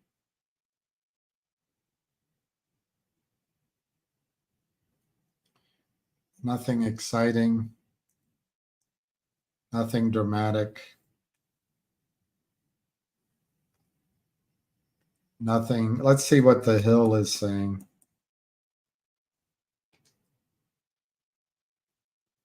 Trump rages against Biden ahead of CNN debate.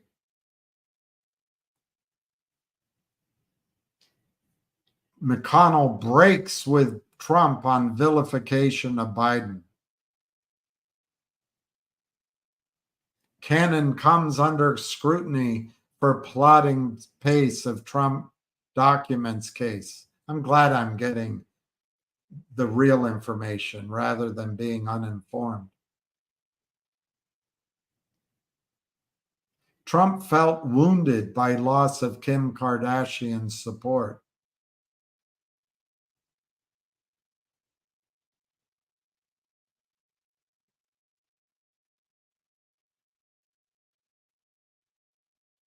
Justice Ketanji Brown Jackson slams court for punting Idaho decision in scathing dissent. House overwhelmingly rejects Green Gosar's efforts to cut off aid to Ukraine.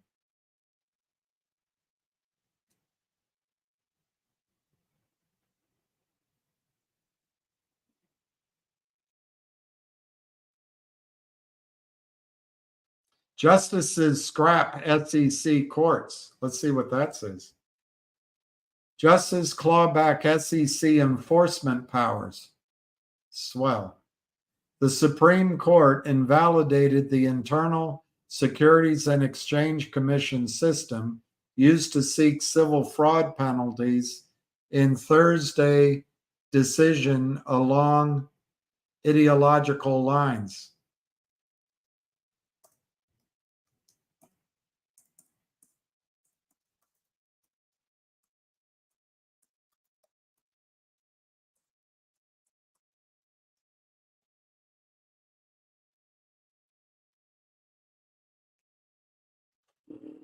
The 6-3 decision ruled the SEC's in-house administrative courts are unconstitutional, clawing back a key tool the agency has leveraged in enforcing securities laws. This isn't good for the Alpine case for us. The Biden administration has warned such a decision would threaten agencies across federal government with similar structures, including the Federal Trade Commission, the IRS, the Environmental Protection Agency, and National Labor Relations Board. Chief Justice John Roberts, writing for the majority, said forcing defendants to go through the SEC's in-house system rather than a federal district court violates their Seventh Amendment right to jury trial. A defendant facing a fraud suit has the right to be, I hope they bust out the arbitration clauses, has a right to be tried by a jury of his peers before a neutral adjudicator, Roberts wrote. Rather than recognize that right, the dissent would permit Congress to concentrate the roles of prosecutor, judge, and jury in the hands of the executive branch. That is the very opposite of the separation of powers that the Constitution demands. I hope this busts opens arbitration before FINRA. Justice Sonia Sotomayor read her dissent aloud from the bench. Today's court ruling is part of a disconcerting trend. When it comes to the separation of powers, this court tells the American public and its coordinated branches that it knows best, she wrote. The decision was a big win for conservatives and business interests who have sought to demolish the SEC's in-house enforcement mechanism as a broader attack on the administrative state. SEC v. JARCSI.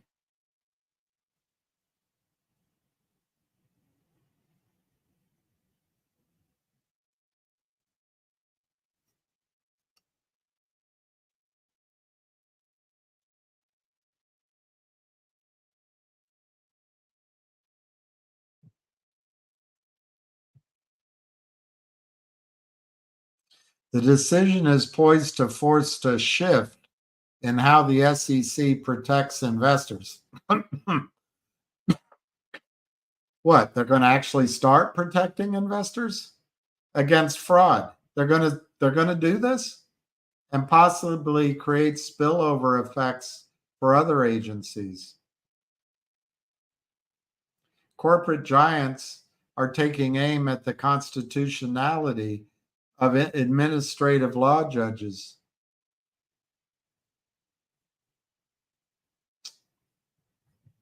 That's a big news. That's a big news. That is a big news.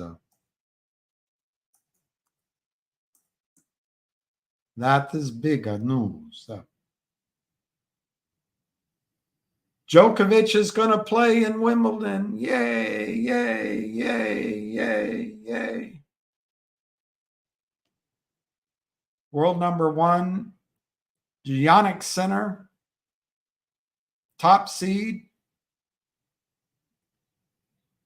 Djokovic, number 2.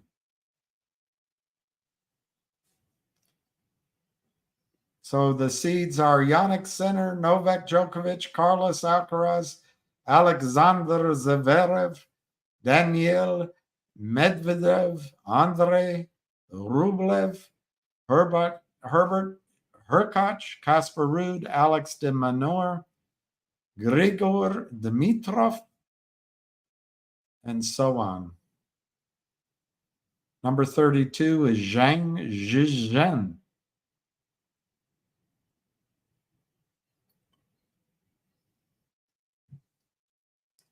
Split my screen. I might do that.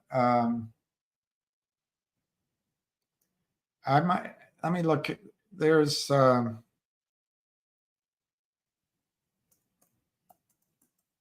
might be a way I can do a split screen.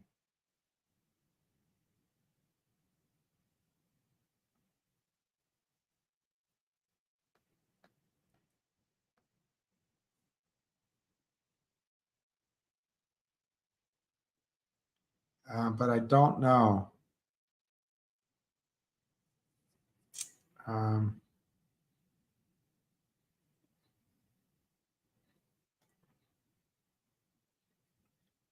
uh,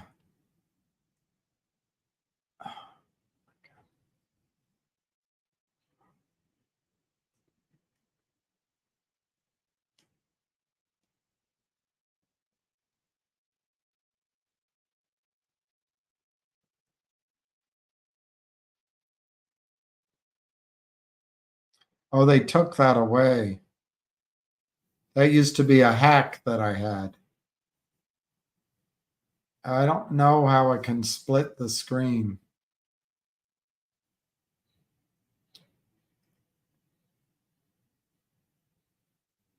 They've removed this hack.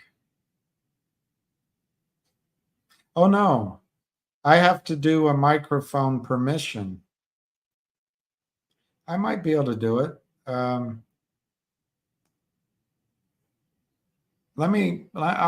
figure out if I can do that. Maybe I'll do a, come on.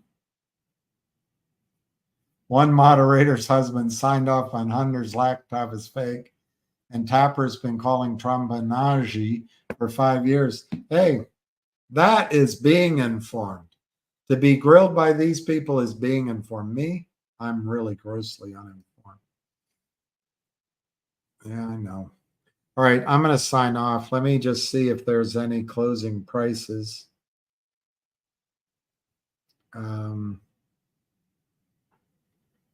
Any closing price changes? DJT 37.40.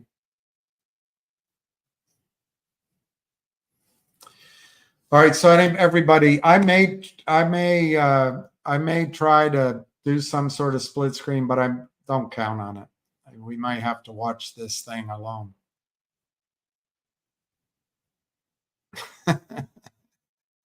And breaking now, Barney disguises himself as the Flintstones. Meet the Flintstones. All right, I'm going to sign off. Thanks for watching. Sorry we got off track, but it's the dog days of summer. Maybe I'm too worried about nuclear war. You can't even have the sound going in the background.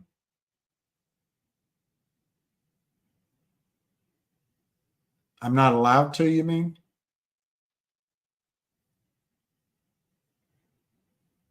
I could do that.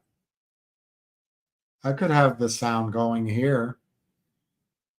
I could have the sound here.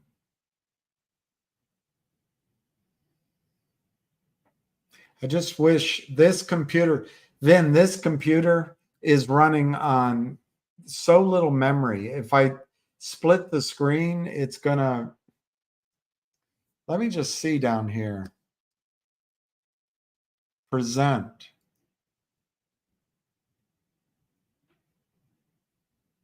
Share screen. Extra camera. Extra camera.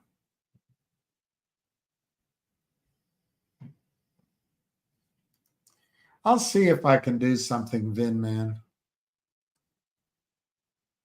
Oh, I can't do it unless I fork over 50K. I'm not allowed to? Oh, I didn't know that. Didn't know that. Are we allowed to listen? If I split the screen, it has to be muted. Well, what if I don't split the screen and we just listen? Am I allowed to listen to it live? Probably not, right? CNN. Doom, doom. Doom, doom. I'm more excited about Djokovic playing than anything else.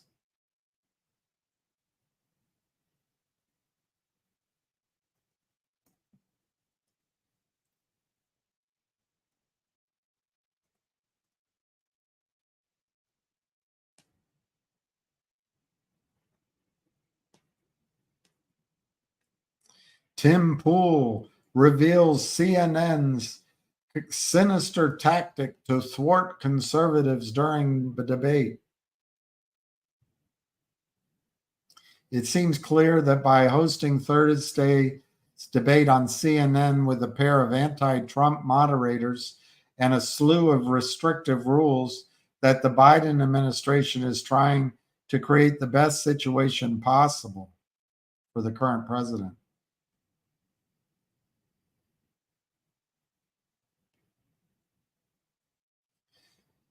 We are offering digital platforms the ability to stream the debate only via CNN YouTube.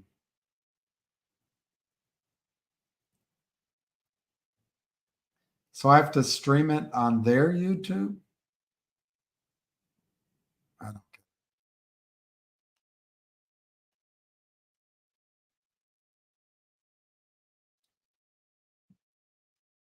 I think I'll skip the whole debate. 50, bro. I can't even show clips. All right. I don't have 50K. And I don't think I'll get paid back.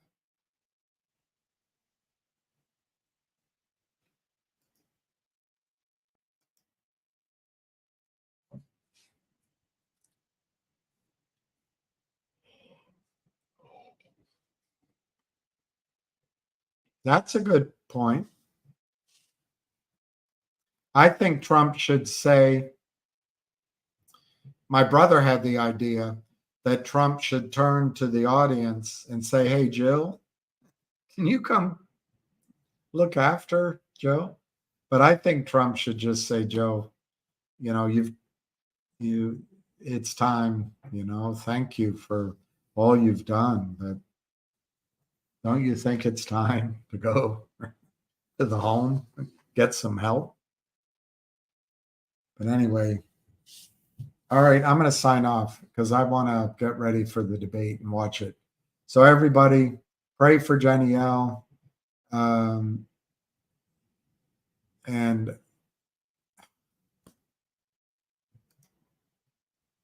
we'll see you tomorrow. Yeah. All right. Cheers.